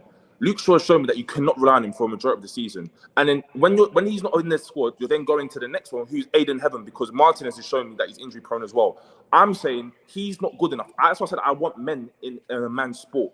You're then relying on children again to get you out of a certain situation. Well, if they're good enough, they're good enough. Heaven's calm. But Aiden Heaven, wait. I've seen enough of Aiden Heaven to show him that he's not ready to be playing first team football for United. The same way I've seen. That's crazy, man. I don't know what you've been watching, man. But the thing is, he's not playing first team football. Saeed, finish your sentence and say that's crazy, because I can point out numerous. I haven't seen pre-season that he's not ready. You can clearly tell he's not ready. Same. I agree with that. Why are we even focusing? I feel like we're nitpicking though. We're going for anomalies. No, why we're not nitpicking? We're just telling the obvious. We are nitpicking. At the end of the day, Leon made a point that Danny made a point. Sorry, the gap between 6th and 3rd, that threshold it's not that pick, Mandem. Does that make any sense? But now, 60 odd points. It's 60 odd points. Even if you want to lower it and say, it's not, because if you've got the basics there, you will play football, bro. We are not playing 5th to 10th. Let me lower the bar. 5th to 10th. Trust me. The teams that are finishing 6, 7, 8 are not better man for man. They're just not. Is that the way you want to play? Is that the way you want to play? They're just not. Is that the way you want to play? Because everything you're saying, everything you said, I agree with you. Hand on heart, I agree with you. We can be higher up if we play a different type of football, the way everyone else is. But the whole argument was we want to see a style of play. We want to do this. We want to do that. If you want to see progressive football and you want to style of play, these players can't do it. And I've seen I don't believe that. I used to believe that, but I don't believe it no more. That's a lie. Opinion right there, bro. After Eric Ten Hag, no, he's not speaking fact. That's subjective. I can name you an 11 right now that we have, and you can't tell me they can't play progressive football. I can name you an 11. I can name you an 11 right now with some spares. And you can't say that we can't play progressive. We just don't want to. We can play. Saeed, you know what you do? Saeed, bring up the thing. Bring up the little lineup thing. And let's see it. I don't want to talk about 2 lines there, man. Let me players. Let's see there. Give some you see the last point that you made, about fans wanting the football. Ask Saeed. To be fair, you're talking to most men on this panel. I did not want this football club going in a Ten Hag route again, trying to implement a style. I said get a common sense manager who can play effective football. Do you want to know why? This football club has shown me they can't meet that task. When somebody has a specific type of football and needs a specific type of recruitment, this football club can't do that. I don't think Amarin's idea is the mark of a good manager is how well he can do with a set of players that are not him. That's the mark. Finish, man. Talking about. And that's the reality. He was actually saying something. Say that again, Musa. So now I'm separating the fact that I don't rate Amarin. I'm just assessing the football club. Can this football club recruit for a manager who has a certain style of play that's very specific? No. That's why I didn't want a manager like Ruben Amorim. Exactly. I said, go get me a common sense coach. Go get me a common sense coach. That's what I said. I don't need no extravagant. I don't need this effective football, not this super style of play. We can get there once this football club proves they can actually recruit well in multiple. But with the players we have, Danny, that's all we need is a common sense coach. Exactly. And a foundation. That's a foundation, yeah. Then they go hire a guy who I saw inverting fullbacks when he's playing a 3-4-3. Like, Danny, what's a common sense coach? What's a common sense? Someone like Thomas Frank is a common sense coach. Yeah. So at the time, but bear in mind, Marcel, by my tally, Ineos's first mistake is when they're coming in Feb and kept Ten Hag. That was not the summer. Their first mistake was in February, letting him continue the season. Back then, Tuchel was available. I wanted Tuchel. Do you get what I'm saying to you? Yeah, I was saying Tuchel as well. That's who I wanted, because I just realized, even put it like this, I wouldn't have taken a Southgate, but I promise you myself do a better job than Ruben Amorim. He's not trying to do nothing complicated. And he's just going to he's going to do an Ollie. He's going to do what Van Nistelrooy that's what Ollie was. Sorry to interject. We're in the mud. Right now, I don't want it. I'm not saying I hear it. But we're in the mud, though. We're in the mud. Danny, you've gone too far. Danny, let's deal with it now. Give me the now, though. Focus. But Marcel, the point is, finished, man. This football club is proven to you. That's why now I have to look at windows away from the manager. And Bremo and Cunha, thank you. Next summer, go get me 2-3 more that are in other positions like those two, and do that. And Man United will be fine in the future. But as far as recruiting for a style and implementing this 3-4, whatever Amrin wants to do. Yeah, good luck with all of that, Rude Boy. With this football club. Who's a common sense coach now, though, Danny? Who's a common sense coach? Why are you asking? There's a few about, man. Marcel, why are you asking him? Ariola, Eddie Howe, Thomas Frank. Because he's basically saying who's better than the manager we got now. That's that's a loaded question. Nearly every manager in the league. I answer your question. There's people that are on 6 figures to make those decisions. Why are you asking him to pick out our coach? That's disingenuous. What he just articulated was complete facts. My thing is this: Southgate, whoever it is was to bring in, they'll probably do better than Amrin. But at some point, it will become untenable because you don't like the way we're playing and you want to see more. So if you want to see more, you're gonna go for a specific type of football or a specific type of coach, and that's when you get into the issues. I go to games. I don't want to see. I don't want to see. Let me just say this. I'm asking for a common sense type of coach because Danny's I don't saying want to that see the football club, the way it's set up, can't buy That's what I've specifically seen since Van Gaal. One at a time. Guys, we're not going to hear it. All I've seen was if you lot speak over each other, we're not going to hear each other. Guys, please try not to speak over each other. Excuse me for wanting more for my football club. No, I know. I'm not saying you're wrong. I'm just saying because of the hierarchy, I've had to let go of my personal, like the way I want to see football played is not how Tuchel plays. Fuck the hierarchy. I want but I'm looking at the assignment of the football club. The best manager available at that time was Tuchel, who's a top coach who also has common sense. Yeah. So if you ask me now, Marcel, right, it's a different time. So I have a different answer. Yeah. So I don't know why I started talking about disingenuous. That's nonsense, Danny. I'm just trying to pick your brain in terms of. So right now, I would still go with now. Okay. You know. Okay. I'll tell you. I would go with the best manager that's available if you're too cheap to go and get a Conte or someone out of their job. Yeah. I would go and get a Xavi. The reason why I'd go get a Xavi, Marcel, is for one simple reason. Yeah, actually multiple reasons. Midfield. Look at Musa smiling. Exactly. Nuruddin knows he cares about his midfield and he's not letting you outnumber his midfield tactically. He's not having all of that shit. He's not going to vacate it. He wants bodies in there. Other reason, Marcel, at Barcelona, do you understand what he was putting up with? The levers. Marcel, I'll DM you his signings. Aubameyang, people like Romeu. Bro, the list is bad. Bro, he didn't get no good signings. I think he got Brentford as well. I hear you, yeah, but bro, he inherited strikers like Luke de Jong. Back on the team, by the way. He inherited strikers like Luke de Jong. He had to work with what he had, yeah, and eventually produced a decent team that won a title. And then he quit. He wanted to quit because of the politics. Then he got fired. Cool. The point is, like, it wasn't an easy job for him, but it's Barcelona, so you're going to implement your football. I hear that. But for me, he's the best manager available. But if you look at his football in Qatar, if you look at the team in Qatar and what he had them doing and the football they're playing, anyone just go and watch Xavi's football side in Qatar. He had no right to have them bopping players off the park. I watched that team and I said I couldn't believe what I was watching. Not to say that he's going to be a success or whatever, but I keep on telling you, the only thing that scares me now with United is the implementation of Ineos in terms of sacking managers. I don't believe that Ineos have shown me right now that they can sack a manager in the right time. Because if Xavi comes in on a 2-year contract and he gets you, example, top 4 and a 3rd finish, it doesn't give him the right to stay for a 3rd season and try and win you the league if you don't see enough. Get rid of him and move on. Try to implement something bigger. I think we saw that with like Oli. Oli finished 3rd and 2nd.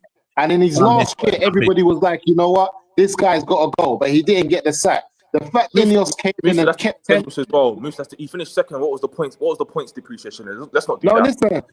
Listen. This is what I'm saying. That we don't know what time of the week it is. If Oli finishing 2nd was bad, what do you say for the teams that finished 3rd and 4th and 5th? No, Musa. We finished 2nd, but tell everybody in the cool. No, listen. I don't care about the points. We finished 2nd, so we were better. We were better than 18 other teams in the league in a bad year. That's what I care about. The reality is this, though. What I'm trying to say is this. The fact that Ineos came in and they didn't sack Erik ten Hag immediately scares me, Mandem. And the fact that they've let Amrin go on for the end of last season and they haven't been bold enough to... Because if you look at the games Amrin's got until the next international break, Amrin could be getting sacked at the exact same time as flipping ten Hag got sacked. So again, that tells me that these guys are not brave enough. So I'm worried about trying to get a manager in on a 2-year contract that does well, and then these again are not bold enough to sack a manager. I just feel like right now, Ineos, it's a big red flag in terms of sacking the managers because everyone agrees Ten Hag should have got sacked the minute they walked the door. All of that nonsense about he won the FA Cup and then you're waiting around, you don't know what's happening, and then you sack him in the league and bring in Amrin. Now we're in that same spot again. Okay, 1 second, Mandem, before we go, hold on a minute, yeah? Because Strella, you wanted to be asking me about squad. So I want to know what you don't like about this team specifically. Like, what is it that you don't like? Because you keep mentioning names. So I've made you the strongest squad. First of all, Ahmad is not a right wing back. Secondly, forget all of that.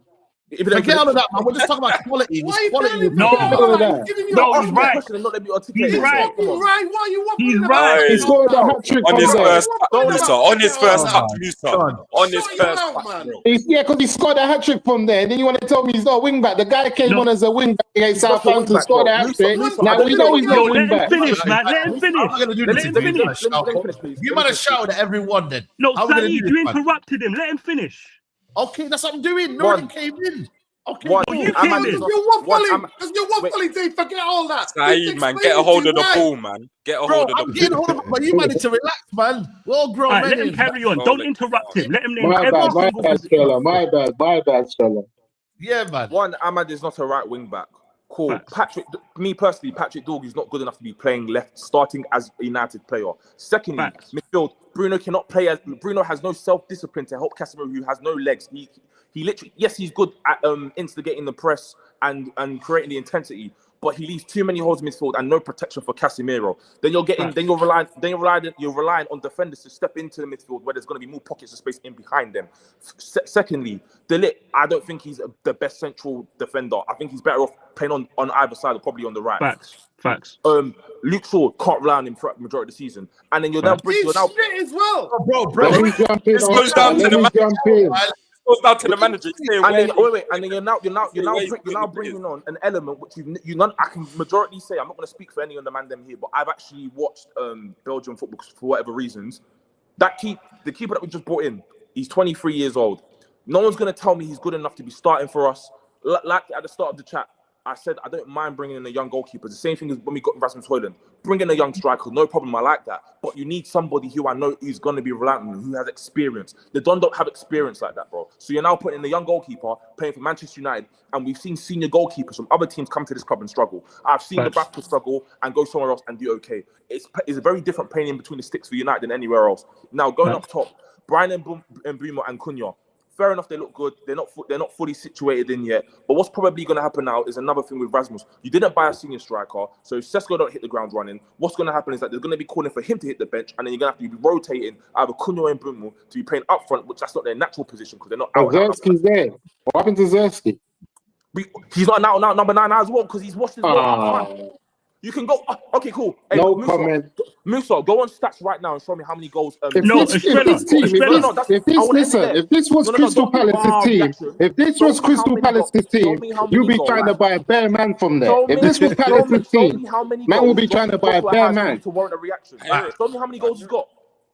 Yo, can I say something? Yeah. You know what it is, Thriller? I see all. Oh, go on, Rhino. You ain't spoke much. So obviously, I brought up the fact that we should bring up this lineup in it. And I'm happy with what Estrella has said. But you still haven't answered my question. With the current players we have now, including starters and squad, if they're set up in the right way, 4-3-3, 4-2-3-1 even, we'll get a lot better out of this squad. Is my whole point I'm making.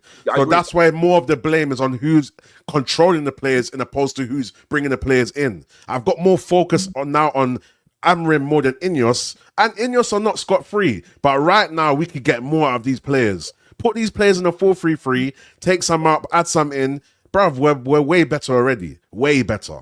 So that's where my point is. So I feel like the focus on, but these players are shit and we don't have enough players. It's Ineos. Yes, to a degree. I understand that and I agree.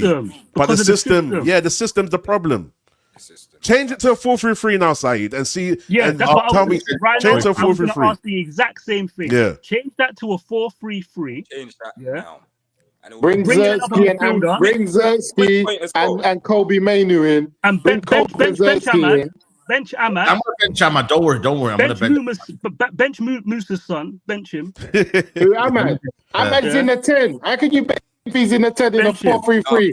He's in the 10. He's in the 10. He's not playing in a 4-3-3. Guys, you're arguing. We've got options. We've got options, guys. Don't worry. Everyone's going to eat. We've got options. We've got options. If Bruno stays on his pitch, that's a why for that. If Bruno stays on his pitch, it's a big wire. That's a big wire. It's a big wire. I can't really get involved, man. Yo, take out Dorgu. Take out Dorgu. Take out Bruno. Take out Bruno. Take out Bruno. Yo, Saeed. Take out Bruno. If you can't take out Bruno, then you any Bruno hate I hear is long. Don't give Bruno hate if you can't take him out the lineup. You have to be realistic, man. No, but in a 4-2-3-1, in a 4-2-3-1, Bruno's I will still play Zertsky. I will still rather play Zertsky before I play Bruno. We got options, though. We got options. What are you talking I'd about, play Zertsky. I'd play Zertsky instead of Sesko. Because when Bruno has someone with good feet, he can run in behind. And I don't need Bruno. You're telling me that Bruno can play that 10 role better than young Ahmad. That's what you want to tell me? Yes. That's your mind. For what I've seen, that's your mind. Musa, I'm a question for Musa. I've got one question for Musa. Just one question. This is shameful. You've lost. 1 second. Saeed out. Get in the comments. Sack Saeed out. Listen to me, yo. No, when one's speaking, let the other man speak. So Saeed, first things first. We asked for 4-3-3. You gave us 4-2-3-1. That was your first mistake. Yeah? The second mistake, Musa. I know you have this idea of Ahmad. We need to talk about Ahmad. His game is way more flawed than people like you like to admit and talk about. And it's annoying. If Ahmad's game is flawed, what's Bruno's game? Furthermore, I've got a simple question. Bruno's game? I've got a simple question. When we're talking 4-2-3-1, like Saeed has done, and we're talking Bruno in the 10 versus Ahmad, what facts do you have to say Ahmad is better in that role? Facts. Okay, these are the facts. I'm just going to tell you what we've seen. I'm just going to tell you what we've seen. In the shape and in the everyone here can admit that Ahmad is not a right back or a wing back. He's not a wing back. He shouldn't be playing right wing back.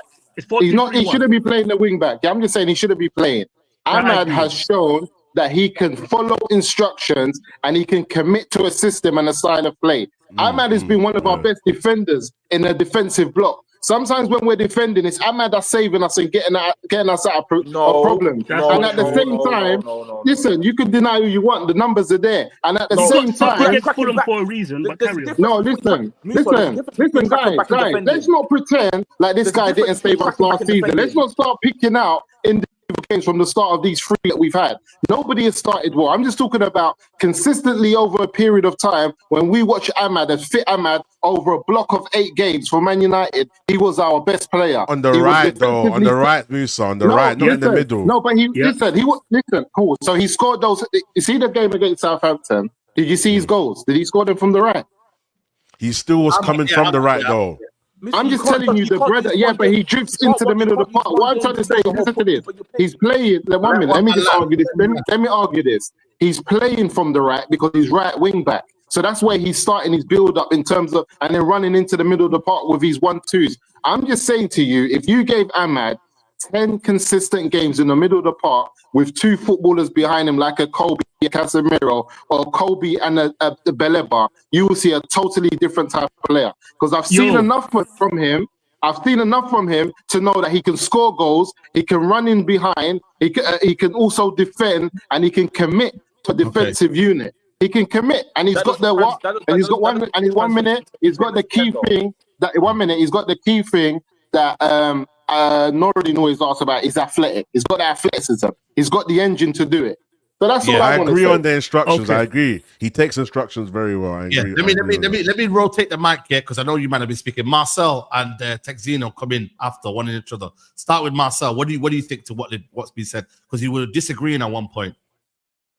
No, about Bruno. Just about Bruno. Yeah, Bruno. Yeah, that's and the comparison of Bruno to Ahmad in this team. I think Bruno's better than Ahmad in the 10. But this looks like a good team. This looks like a bloody good team. So we've got nothing against this team and the system. It's just our manager.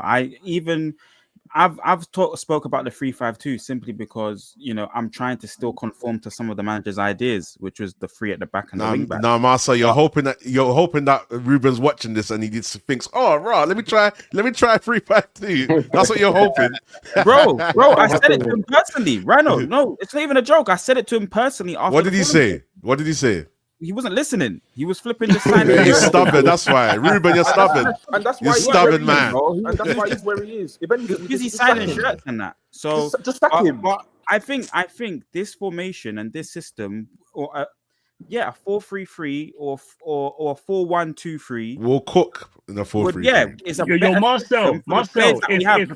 That's how you're meant to. That's how football. You're meant to get the best out of your players and put a system that's best suited for your players. Facts. Marcel, can I ask you a question? Yeah, go on.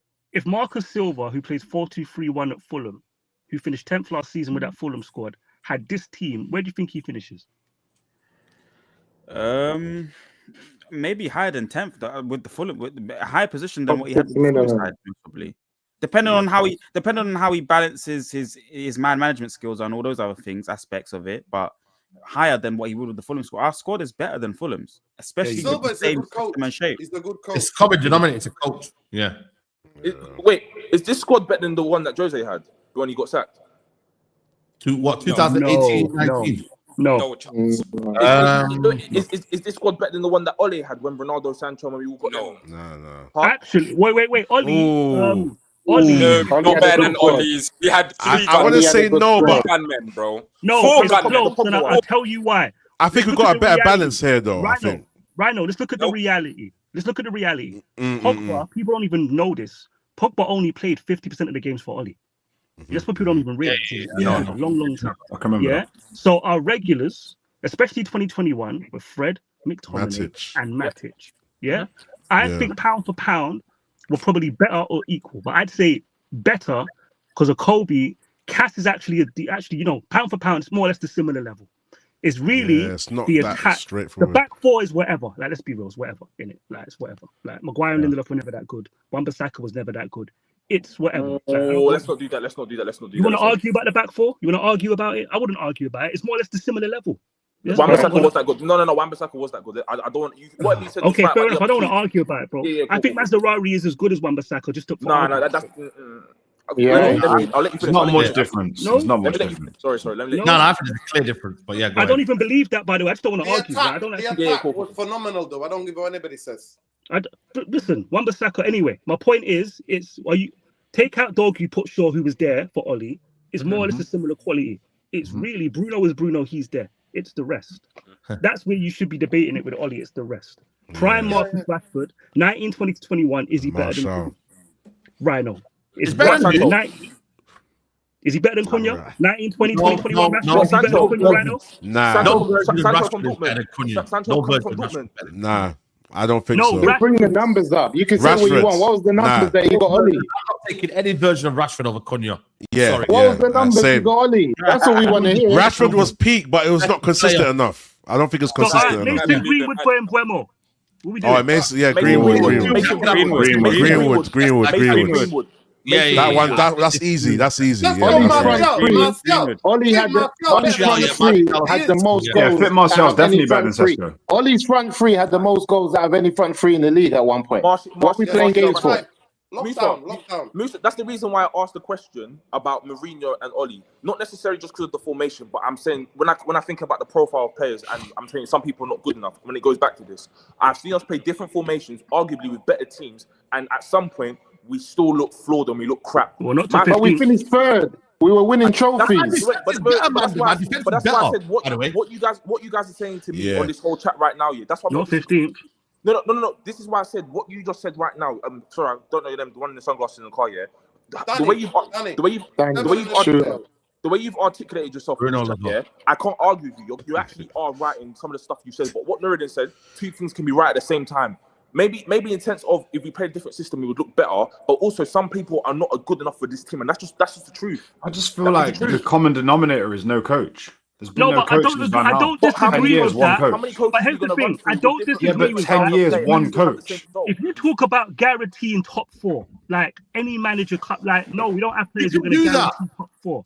But with the right manager, we get way more out of this. Yeah, 100%. Way more. This is what I'm trying to say. You give Ole Gunnar Solskjaer, Bruno in the 10 and Xerxes, Ole will listen. And Estrella, I used to be with you. Remember, guys, I think it was the start of this season or last year. I remember I was on the players.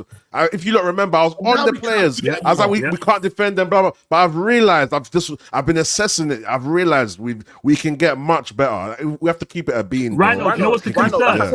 Rhino, do you know what's the concern, yeah? In the three Premier League matches, forget Grimsby, the three Premier League matches, you've seen Cunha for about 15, 20 minutes and then disappear. disappeared. Yeah, because we can't get the ball to him, and that's what I was talking about. When the fucking Ineos workers were getting fucking giddy, and then Cunha, football's not 2 against 2. It's 11 against 11, and it's 10 against 10. You know why I'm bringing this? Because who's gonna give them the fucking ball? Who's gonna win the ball back? Who's going to win the ball back? And Cunha, the ball on the pitch. We always want a villain. Man United always want a villain. I can't believe Man United love a villain. I can't believe you man switched on Ahmad. You man have switched on Ahmad. You hear that, Saeed? You tried to call your pole dancer, you know? The Mandem have switched. Is that an idiot's problem? Yes, it is. Because we don't have players who can give the ball back to them consistently and keep. But how's Saeed, listen to this, Saeed. And one of the biggest things midfield to sustain attacks. But the biggest red flag, Nordi. I don't care what any of you said. Casemiro first season, yes. Casemiro partly maybe second season. No, yes. Casemiro now. His first season, no. His first season, no. That's a misconception as well. His first season, Nuruddin, Casemiro's first season is a misconception. All I want to say, I want to ask another point, yeah, is do you really feel like we needed Mbeumo and Cunha at the same time? Like 210? Yes. We could have got away with both of them. We could have got away with just one. Because, Leon, do you know why I say this? Because this is another point. This is another point of Ineos, yeah? If midfield was such a problem, yeah, you've gone for 210s when we already have arguably 5 or 4 people that can actually play that already. What it is as well, Estrella, you're right. Do you know what it is as well? A lot of people have said over streams over the last few weeks, even Sesko could have just waited on that one as well. Do you know what I mean? Because, and obviously, look, ultimately, look, there's two things. There's 2 things here, yeah, for me. One sec, Estrella. There's 2 things here for me, yeah. With what we have, we can do better, regardless of what we think we're missing midfield. That's facts. Yeah, that's evident. We can do way better than where we are. But obviously, like, order of priority for us to end the window. Without, I believe, and this is one thing that me and Nuruddin would agree on, it's definitely 2 midfielders that we needed. A deep line playmaker and a ball carrier. We haven't had a ball carrier since Fred, and even before then, who was it? Long time. But Leon, I think all of that's true. And Herrera. Yeah, go on, text Zeno. You're going to say Herrera weren't really a ball carrier like that. But he was. I would have taken, to answer your question, I would have taken Cunha or Mbeumo, one of them, and I would have taken 2 midfielders, and we would look a lot better now. But still, we kept Bruno. That's the problem, Mandem. Bruno's the biggest problem. But Saeed, we should have the fact that you still got Bruno. Go on. Yeah, and then get 2 midfield. Yeah, I was going to say 1 or 2 things really quickly, Tex. Yeah, and Herrera, I agree with you. He's not really a ball carrier, but he's probably the last 8. Yeah, he's probably the last 8, like going box to box. All action midfield that we had. Yeah. And I would argue, shout out Kaz as well, because I said this on the group chat as well. When everyone was saying we're linked to Sesko, I said if we had that I could solve our midfield problem less than 40 million. Go get Paulino on loan and Douglas Luiz. They would have resolved them issues in midfield compared to this. No, do you know why? It would have been better. It would have been better. Saeed just wants name brand. You can't bring Saeed no crisps from Lidl. Don't bring Saeed no crisps from Lidl. If they're not Walkers, he's not involved. I like Lidl, man. Yo, I want Walkers and that. The reasons. And name brand. Saeed's on that M&S is miles away as well. Man's like, now I want to go M&S on the other side of town, bro. M&S ain't good. Name brand. Listen, we spent 120 million on 210s, and you spent like 60 plus on a striker. My thing is like you spent all that money, and yes, we couldn't get goals last season. But the reason why we couldn't also get goals because we weren't creating chances. Where did chances come from? Midfield. If you had solved that issue, you probably would have created more chances anyway. So now you've got a striker in 60 plus M's and 210s, and you can't get the ball to them. And then you're wondering I was playing Paulinho. No, you know what it is though? A lot of the Mandem was saying I am with you guys, yeah. But we know his guys, yeah. Wilcox is trying to build for the future of this club and long term. And this is why I don't think him and Amrin long term stay in the same club. You can't do that. Man said Moose is on the pole as well. Telling me about Wilcox. Stop making excuses. No, Nuruddin, you need to tell. Look at the type of players he's signing. Musa, you need to stop making excuses. Nuruddin is killing me. Oh my God. You're an enabler. Anyone doing this is an enabler, saying Wilcox is building for the future. You cannot build for the future when Liverpool, Arsenal, Tottenham, Chelsea, they're doing the type of signings that they do. You want to compete, yeah? Of course you can. No, hold on. They bought Madueke. Yeah, but you just said that you would have picked it for 40 million. No, word, facts. What did you say, sorry? And Paulinho is old, Estrella, bro. What are you talking about? Marcel, exactly. Your neighbor. Don't worry. He lost me when he said Casemiro's first season weren't that good. When he said Casemiro's first season weren't that good. We'll taking what I said out of context. Amrin to play, Senu Kone, what's flipping, Kobe and Ahmad in the middle of the park. He wants that. He wants the three of Kone, Ahmad, and flipping and Kobe. That's what he wants. He wants the youngsters in the middle of the park. He believes we're good enough. That's what's going on. Yes, Saeed. The Mandem have slowly started to turn my mindset on this manager. I can't lie. The depths of this conversation has really made me look at this and think, like this manager's definitely got too much wrong. Like it's just it's it could be very, very bad for us. This is crazy, man. Marcel, it's not about getting too much wrong. News, man. Are you saying man said Bomba? Bomba. Saeed Bomba. Have we got exclusive? Are you going to drop the exclusive? Are you seeing the live? What are we doing? But I really just got to sit back and think about it. You have to deep it, Marcel. It's mad. It's peak, bro. The biggest red flag is that Ineos can't sack managers. They can't sack managers. Ineos can't sack. Listen, I don't think guys understand. Remember, we all went on that holiday when the season broke, and we all thought that Eric Ten Hag was done. Saeed bet everything Saeed had. He bet on it. He said Eric is gone. He's out the door. And what happened? My man walked through the door at the start of the season. Red flag. Shocker. Yeah. Amarin. Everyone's talking about 27 points in 28 games. We did that last season. Amarin had 26 points from 27 from last year. That was enough then. We didn't have to play 2 extra games this season to start bringing out those statistics. The reality is, Amarin should not have walked through that door. I said to the Mandem before, I said, not because Amarin's a crap coach, not because maybe he can't do it elsewhere, it's because he walked into a circumstance that he should never have done. He should never have accepted the job when he did, and he should never have came in when he wasn't going to get the backing in January, because he needed about 3 or 4 players just in January to fit this system so that he didn't finish as bad as he did. The fact they didn't back him based on the stats. I got Musa back. No, listen. But why I say this, Nordy, think about this. We went to a European. Every time I think about this, I want to smash everything in the house. We went into the European final against Spurs, and the man that won the flipping trophy got sacked. And Amarin comes back talking nonsense. It's true, though. It's true. Brother. And you know what? Remember, Musa, I told you and Saeed, that you guys were waffling, telling me we're going to do this, going to do that. I said Spurs are going to win this. They're going to win this because... I remember you said it. I remember. I should ever say Spurs are going to beat United, bro. No, I remember that day because I knew that same day I said, Mandem, let's not get too giddy because United will disappoint us. Everyone got into me as well.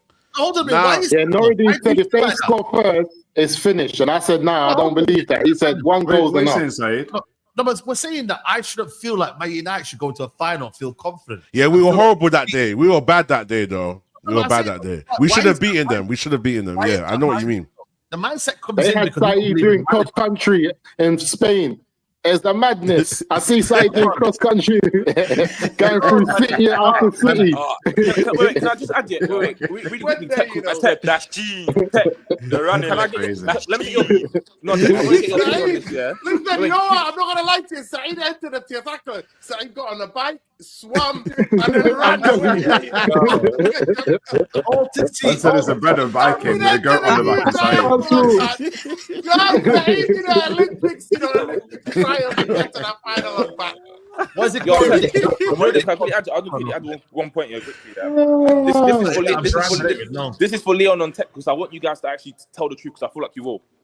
Compared to everybody else in the league of what we're doing, you're saying that we want to finish 6th or whatever, we want to compete back to the top. Yeah. Do you think this is sustainable? Because I've seen you do them videos where you're like talking about certain players, like you actually do scout watching. Do you think there's any young players that we can get right now that will come into this team that will eventually get us winning titles? The way that these want to be doing are 2 in, 2 out, 3 in, 3 out. Do you think that is sustainable to start competing in the next 3 years? That's for Leon and Ted.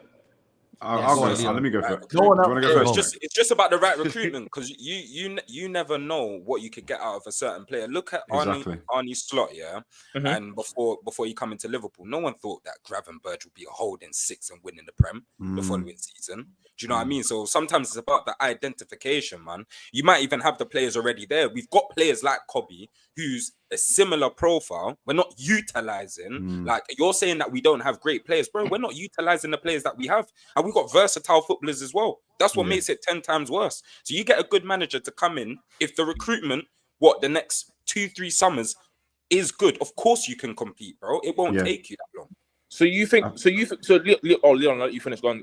I just feel like it's a few things. It's like exactly what Tech said. I'll just literally add to what he's saying. It's like it's the synergy as well, because like if we see a player that's in another league, he's played 50 to 100 games, and we've seen some sort of consistency, and we know what his traits are. Obviously, like if we're going to buy younger players, I'm not going for a midfield 2. I'm going for a midfield 3. So I put Kobe, a young player, and someone else next to him. But I know the attributes. Plus, as a coach, I'm going to give them the confidence to be like, so, like Nuruddin was talking before about like, we want a deep line playmaker. We want someone to carry the ball. I'm literally going to give them specific roles so they're confident in what they're doing. And I'm going to try and remove as much pressure off them as well and just let them kind of synergize. But I'm going to be talking to them in training saying like, guys, the goal is that we're consistently playing well for 60 to 80 minutes. That means that we can win 6 out of 10 games. I'm going to set the realistic expectation with them rather than being like, right, against Man City, all of you, like, if you don't play well, you're getting dropped, blah, blah, blah. Because young players are going to get it right and wrong, I lie. You know what I'm saying? But as long as they're getting it more times right than they are wrong, maybe 60, 70%, you're in a great position, I think. That's what Chelsea have done well with. Can I answer the question? Can I answer that question as well, please? You go. Unless Manchester United are willing to spend 800 million in a transfer, right? 800 million in one season, right?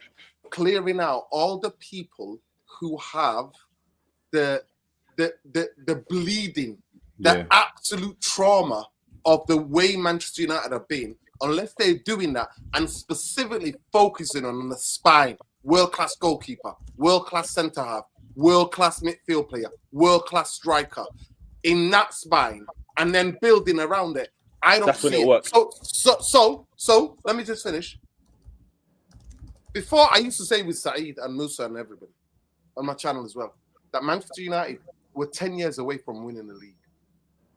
Now, I'm thinking 7 or 8 years finishing for the way the current standing is. Because the way the other teams, Spurs, Newcastle, Villa, City, Liverpool, Arsenal, I know that it's the Premier League and say maybe you can get a 5th to get you into Champions League.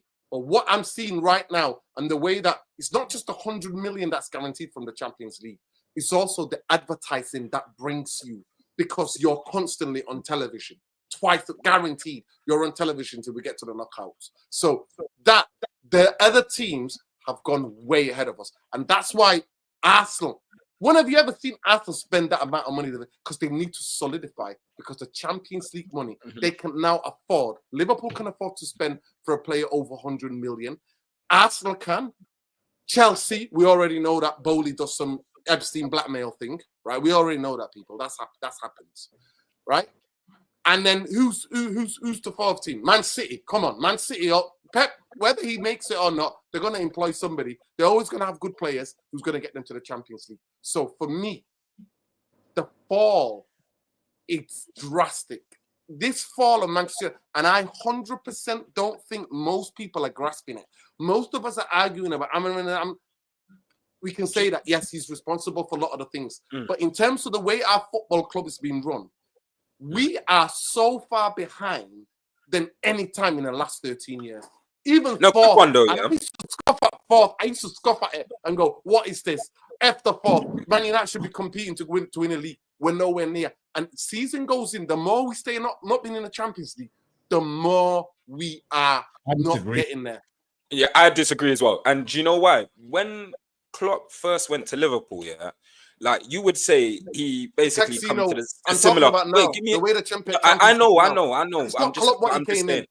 And Klopp, Liverpool is very totally different. You can't compare. It's very Liverpool. similar in terms of the types of players he had. Very similar, bro. He had dust. Man had Balotelli. Ricky Lambert. It got to a point where he had to put Stephen Corker up top for the last 10 minutes nearly every game, but he's It's Stuart Downing, but he still went to the final, still performed, and he needed players to suit his system. Now, he actually maximized the players that he had at his disposal, and he done smart things like when it was our time to get rid of Bruno, the same way they did for Coutinho. Imagine if we had Coutinho, bro. Imagine if we had Coutinho, the fans would be like, no, you can't get rid of this player. He's the best player in the Prem. He's one of the best players in the world, etc., etc. Now, Liverpool done that. They took a risk with Virgil van Dijk because at the time, no one was saying Virgil van Dijk was the best centre-back in the world, or even top when he was at Southampton. No one was saying he was top three when he was at Southampton. I did not see that. Cool. No, especially when he was getting spun by Martial on his away debuts and that. No one was talking about Virgil van Dijk, and no one was making memes out of him because he weren't really a somebody like that at that point of time. Innit? Cool. They've taken a risk. They got the Van Dijk. They got the Alisson. They built on the squad. They didn't have this over creative midfield. They just had workhorses that worked. He bought Wijnaldum from Newcastle. He was a left winger and converted him to a box-to-box midfielder. He then made Henderson his box-to-box midfielder, and then I think it was Fabinho his spearhead. And look at the balance that he had there. Does that make sense? He created his team by himself, and he weren't spending that much money, bro. He weren't spending that much money, bro. And look how quick things changed. They didn't take him 10 years, actually. You've left out the biggest thing. You've left out the biggest thing. Liverpool had a football structure and one of the best analysis in European football. One of the best. Liverpool had they didn't win a Premier League since '92. It didn't matter, bro. There's a difference. There's a clear difference. Let me just say this. When you have a good coach, I agree with you. A good coach and a fantastic football structure, you're gonna get that synergy, and they're going to work it out. So you had Klopp, who's a talented coach, who's the man manager, who had a clear way of playing, and then you had Edwards and these men. At one point, Liverpool fans didn't like FSG. Bro, they were calling FSG out. They were calling FSG out, man. What are you talking about structure? He's not talking about the director of football. I'm talking about the recruitment, the director of football, the data analysis. Liverpool, out of all the big teams in England, were one of the big teams to go onto the data, to look at, analyze when you pick up the ball. That's why when he wanted that Julian Brandt, the football structure told him, no, Salah, what you want to do, how you want to play, Salah is a better player than that Julian Brandt. So what I'm saying to you, I'm not disagreeing with what Klopp did, but you're forgetting against the smart recruitment that helped and made it possible. I don't think it's just down to the recruitment, though. Nurin, it's not just down to the recruitment. The both of them were synergy. And then Liverpool, by the way, were also happy to clear out, like selling Coutinho. I don't know who said it. Selling Coutinho, you said that. So Bruno, when it came down to it, the coach didn't want him to stay. And Bruno came out with his own mouth and said, the club didn't want me to go. They said they don't need the money. That was a direct quote from him. The same thing with Liverpool, though. Can I respond to what you said, when you said about the Van Dijk situation, you're correct when no one was calling him world class, but there was suitors out for him. I do remember City and a few others being involved in Van Dijk. He was highly rated. Yeah, he was highly rated. But the 75 million, the 75 million, I will agree with you. At the time, it was a gamble, but it wasn't like, ooh, he was highly rated. And secondly, what I'll say with Nuruddin, what he's saying. No, but bro, it was a risk, bro. Remember they were comparing Van Dijk and Maguire, you know? Van Dijk and Maguire at that time. Wait. And the people who never watched Maguire. Let's land. Yes. And what Nuruddin was talking about when he said it's different from Manchester United is Liverpool, The thing is with when people say Liverpool or City, it's not just a footballing structure, it's the outside noise. Those clubs are allowed or they're enabled to just focus on their club. When it's United, you have so many outside and more third parties getting involved, you get detracted from what's actually going on at your club. It splits the fan base and all of these craps happen. And then on top of that, when the manager comes in, he's not just allowed to manage, it's manage, PR, transfer guru, this. How many interviews was, I'm not saying Amran's the guy, by the way, I'm just giving you examples and the reason for my logic. How many interviews is he coming out doing? How many times is he speaking about individual players? How many times is he putting fires out when it should be the club coming out and talking? When Klopp went to Liverpool, when Pep went to City, when whoever went to whoever, when there's an issue at the club, it's not the manager at the face of it all the time. He just talks about tactics and playing football. That's the truth. At United, it's not like that. It's a bloody zoo. And the manager's expected to do everything. Yeah, but the thing is, now, we have brought in a football structure now, and the recruitment has been better in the last 2 years. So we can't it has been better. It has been better, but they're still not. It's always a starting point, though, man. No, wait. But Saeed, they're still not safe. They're still not safeguarding the manager. They should have cut all of that. The manager's going to do. I agree. That's what I'm saying. Proof will be the pudding. Stop doing that. Get on the pitch. Get on the pitch and get you guys to learn out your system. I know. Why are you doing that? I'm saying we will see what they do with Amrin. The proof will be in the pudding. But where Liverpool were, you have to allow Ineos to get to that level as well. Like, you can't just say and demand now. No, they talk about 800 million spent. You can't spend 800 million in 1 summer. You see what I mean? So we have to allow Ineos to get to a level where they can be judged fairly. Same way SG can be judged fairly. I'm not saying they've got no wrongdoings, but they have actually recruited well in the last year or so. Have they not? Cunha, Mbumo, Delete, Lady Yoro, Mazarawi. They haven't recruited well. These are obvious names. They're not obvious names. What do you mean obvious names? Okay, let me tell you why. And Mbumo and Cunha, because everybody always does this stat stuff, yeah, they're one of the best performers in the league. That's like me going on Premier League and say best performers in midfield and attack. Why did Fergie do that? And we won stuff. That don't make it bad recruitment, though. Tech. I'm not saying bad recruitment. I'm not just gonna give them. I'm not giving them the praise. It's not lazy as well. It's not lazy. Wait. Do you know what I call recruitment? Is when someone like you goes in a foreign league and go, this player, blah blah blah. 7 months. Okay, explain Ugarte then. Has Ugarte been? Is he in the foreign league? Is he good? You're not letting me finish my point, Saeed. You're not letting me finish my point. You're not letting me finish my point. I've seen Tech do videos on certain players, like 11, 18 months ago, where he's called it out, and then I've seen them come somewhere else, or they've been given opportunity and they're flourishing. Like Casido, when we could have got him for 2 million euros, and we spot our nose. That's what you call scouting. I don't call Mbumo got over 20 goals. Cunha, best player at Wolverhampton, and one of the best ball carriers. That is not. I'm not saying it's not good recruitment, but it's the obvious. I'm expecting you to pull gems. That's what I'm expecting.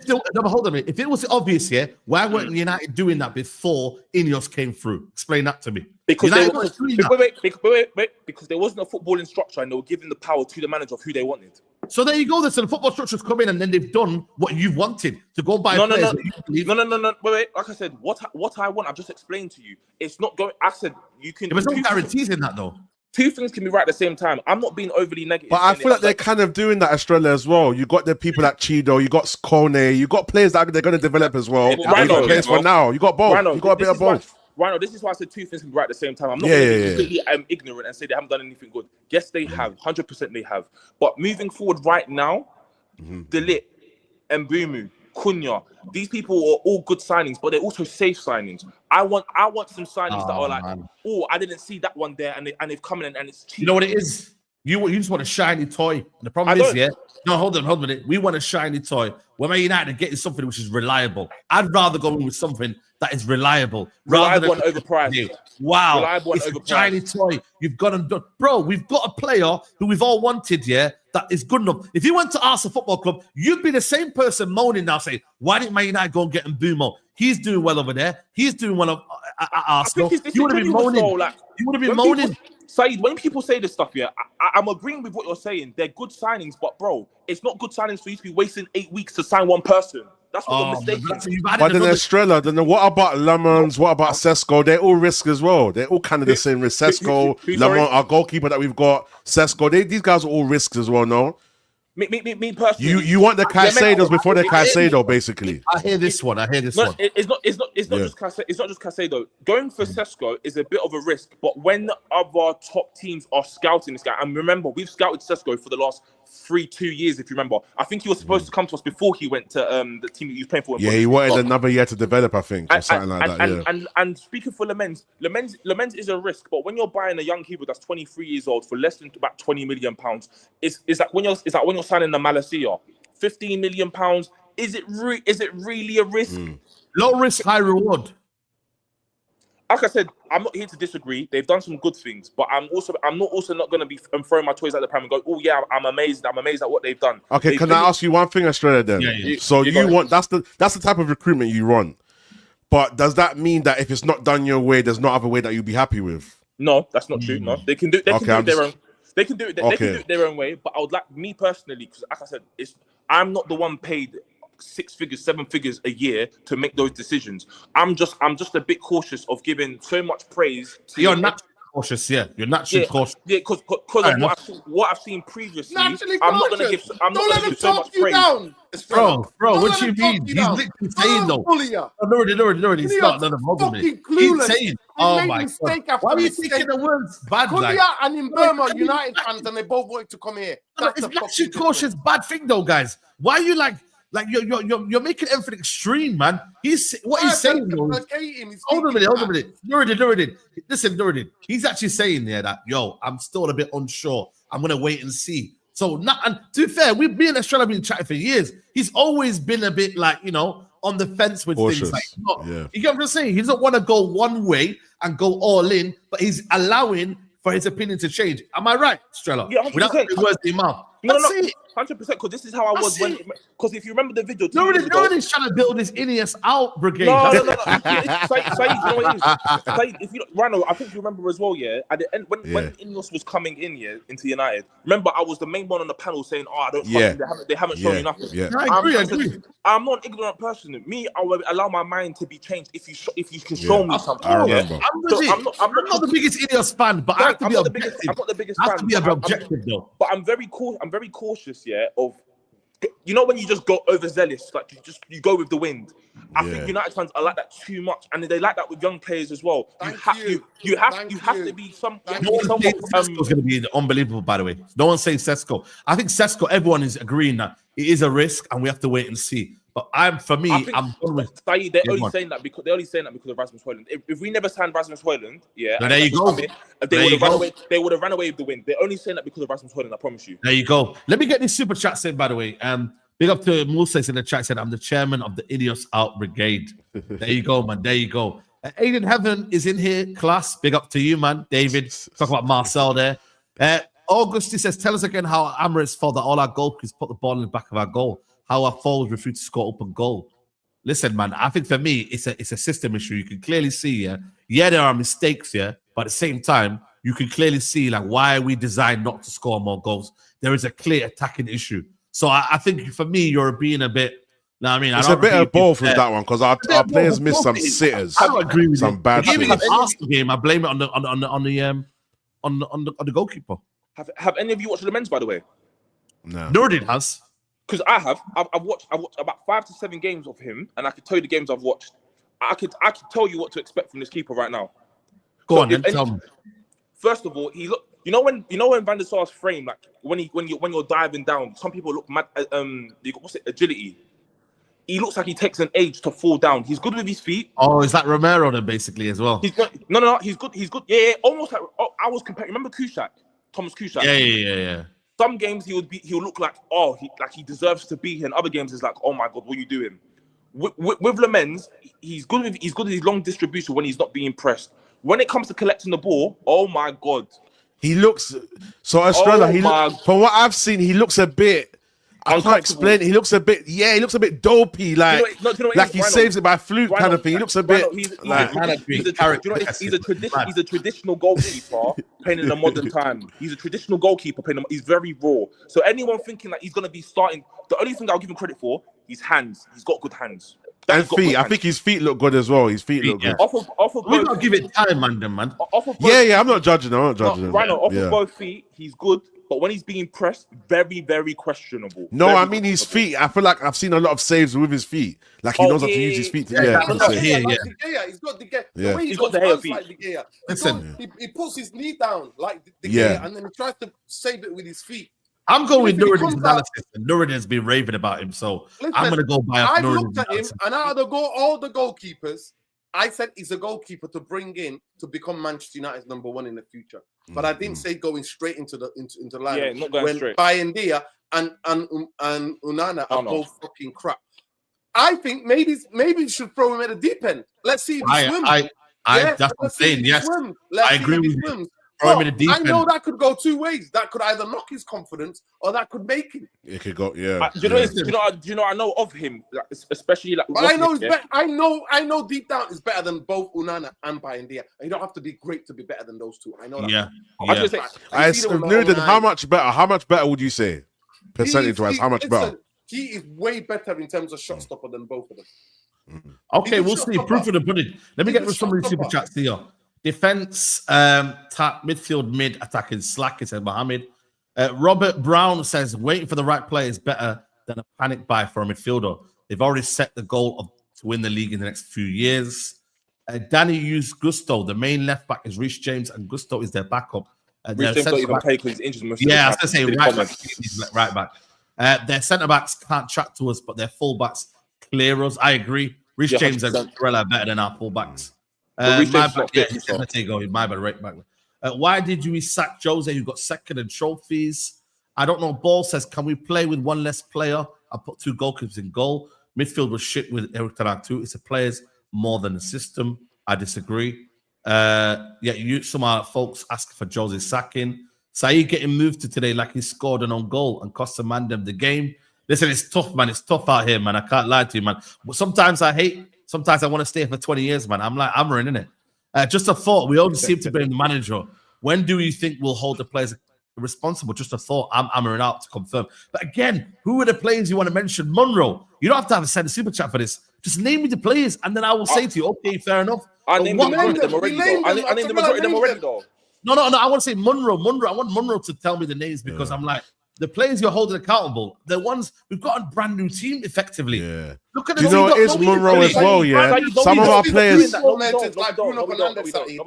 then Bruno, okay, but he's here, man. Okay, wait, Saeed, the same brand new team, yeah. Brian and Mbumu, yeah. Cunha and Sesko, cool.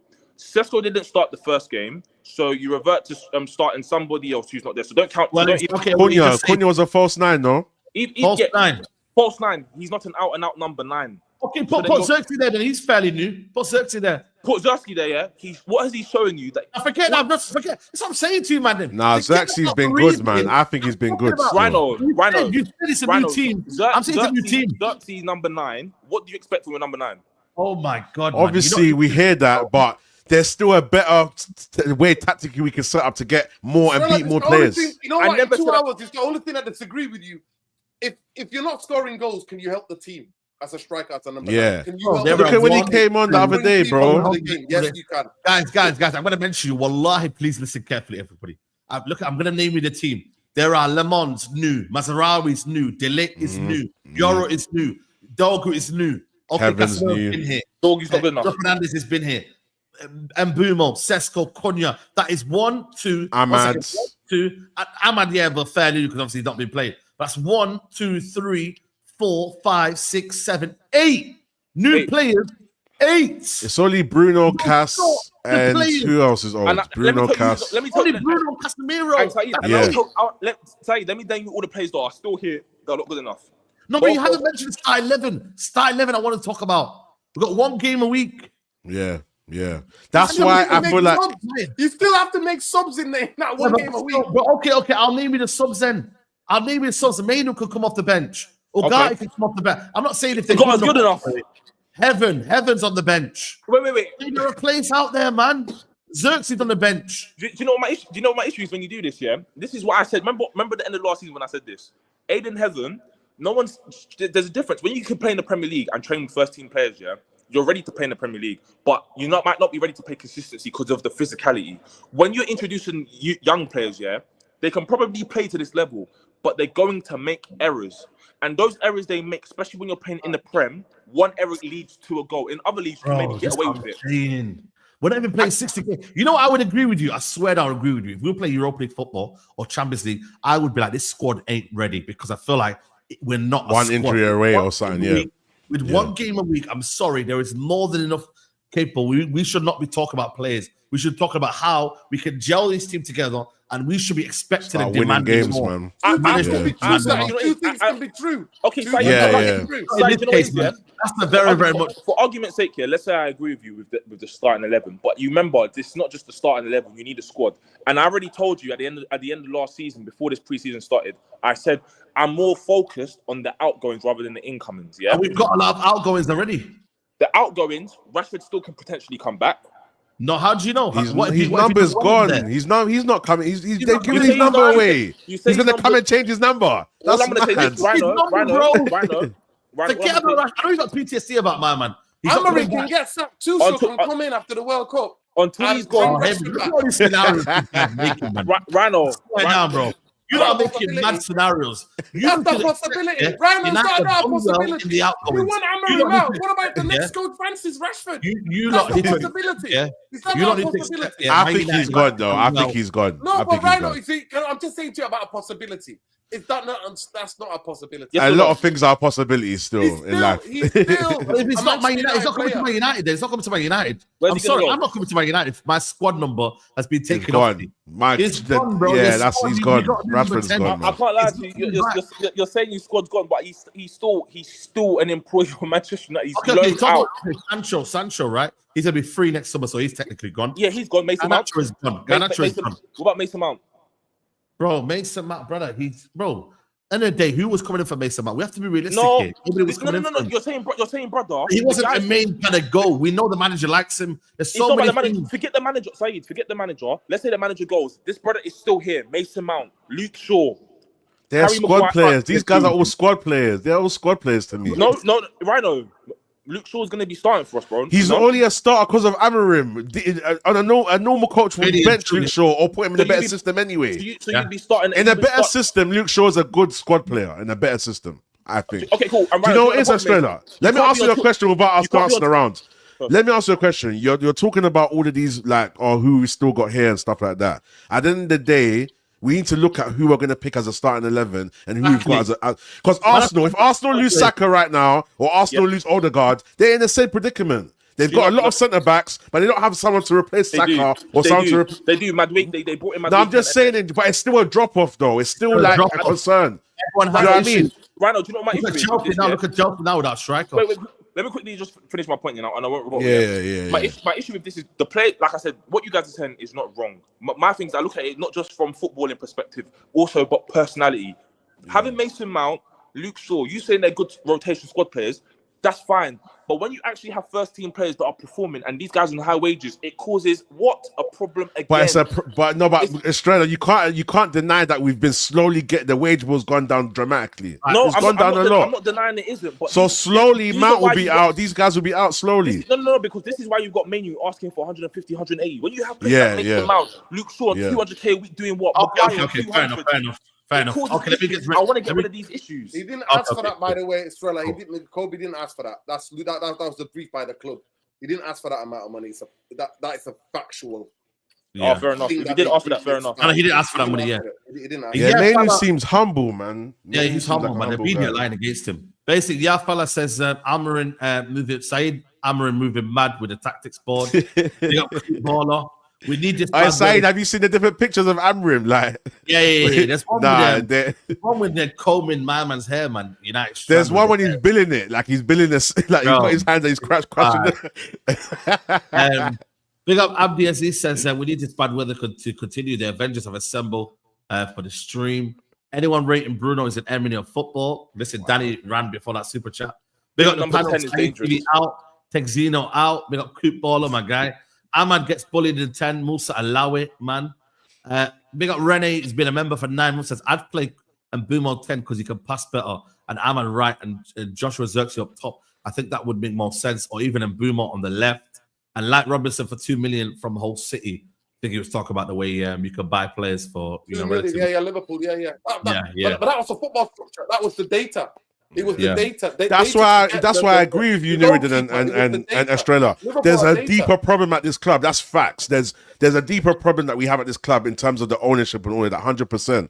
But I just feel like slowly but surely there's a lot more positives that we've had that we've never had in a long time, and we just need to see it out. I ask you a question right now. Yeah. Yeah. Does Amorim make it past Christmas? January? I don't think so, man. I don't think he's too stubborn. He's too stubborn. I'll be honest with you, man. I'm just gonna wait, man. He's too stubborn, man. I don't know. Too stubborn. I've already said this. I'm not gonna say nothing about this squad or about. I'm not gonna come out here ranting and raving. We'll be here till 10, 15 games in the Premier League. My thing is this. I hope he does not change anything. Yeah, I want him to die on his sword because that's why he got employed. If anything, it highlights the issue of the people who employed him because they knew what they were gonna get. So let him die on his sword. I don't care. That's why I said I don't mind. I said I don't mind if he goes or he stays, but I do not want him to falter to these players. Let him die and bring what. And so the next time they get in a manager, they think twice and recruit properly. That's it. 100%. I'm with you, man. So let's see, man. I ain't gonna lie to you. For me, we have to wait and see, man. But guys, we're gonna wrap up here, man. What a show, man. I didn't anticipate it was gonna be this long, but here we are, really. You know what I mean? Here we are, man. Good show. Good discussion, man. Yeah, good discussion, man. We needed that, man. We all needed this, man. Lost control today. He lost control. Yeah. And it wasn't just me. Usually me. But he lost control more than once today. Saeed out. Saeed had a howler today. Get in the comments, Max. What can I do, man? Yo, listen. If someone could come on this chair right here, and dictate, brother, it's hard to take that one, man. Everyone's speaking of government. Next time you need to bring a gavel. You need Saeed, you need a gavel, man. Some parliamentary proceedings. What I'm gonna do? I'm just gonna mute you then. What I'm gonna do? Okay. Now, what I'm gonna do? Yeah, if you man are accepting it, I'm just gonna mute you, man. Just mute. Are you happy with that? Do the people. Okay, I'm gonna mute them. I'm gonna mute you lot, and then if you know what I mean, we can do them tactics, but I try not to, man. So stop muting people. Let's as well. Say no more then. But listen, people, man, been a good show, man. I don't even know how many likes we're on right now. I ain't gonna lie to you, man. I've even hit about 2,000 likes, then you're all criminals. Yeah, criminal. You're all criminals. I mean, it's been a crazy one, man. We are gonna be doing like a couple of streams a day, maybe 1 or 2 max a day, man. Now it's international break. We're just gonna relax a little bit. You know what I mean? See some family, see what's out and about and that. You feel me? It's time to recover and rest up, man. Because after the international break, there is a lot of games, mate. A lot of games, man. And we must be ready. We must be ready for it, man. So yeah, man. Big up to everyone locked in. Make sure you follow United Real Therapy. Nearly at 15K. Make sure you follow him. Know that you doing any content today, or you just chilling? Yeah. I'm gonna make a video. Because now, guess what? Ineos are pushing now. Kone. It's gonna be the midfield. He's gonna be the breakthrough player. You know what? They've not even updated us about his injury. The game had to be abandoned. He had that bad. They had to be rushed to hospital. No, he's not. They've not updated us. The injury's not that bad. Remember, he got left. Emery left him before pre-season to do strengthening and conditioning with the coaches to get ready for the Premier League. That injury wasn't as bad as what they thought. He should be back probably just after the international break. He won't play games anyway, man. If Kobe can't play games, no. He's gonna be the breakthrough player this season from the youth. He's not gonna be playing games like that, but he will be the breakthrough young because we always have a breakthrough academy player. I'll be real with you. I don't think we'll see it, man. Not with this manager. I think we will. I think this one thing. We do. I hope we do. He won't play youngsters anymore. I like him. I like Coney, man. Yeah, Coney, but listen, we'll see, man. I should have went on loan, to be fair. But yeah, make sure you follow Rhino MGTV, man. Let them know what's coming up, man. Yeah, man, I need to start getting active on the channel. I keep saying it, but I'm going to try and get back to it. At least drop a few videos a week, at least. Get back to my TikTok lives as well. But yeah, you lot big up, man. Smash the likes, man. It was a good convo. It's always good to be on the Mandem talking. Just talk of the brothers, them. You feel me? It's always good vibes. We always debate, we argue and everything, but it's all love. You feel me? So, man, big up the lads, man. Big up the Mandem, man.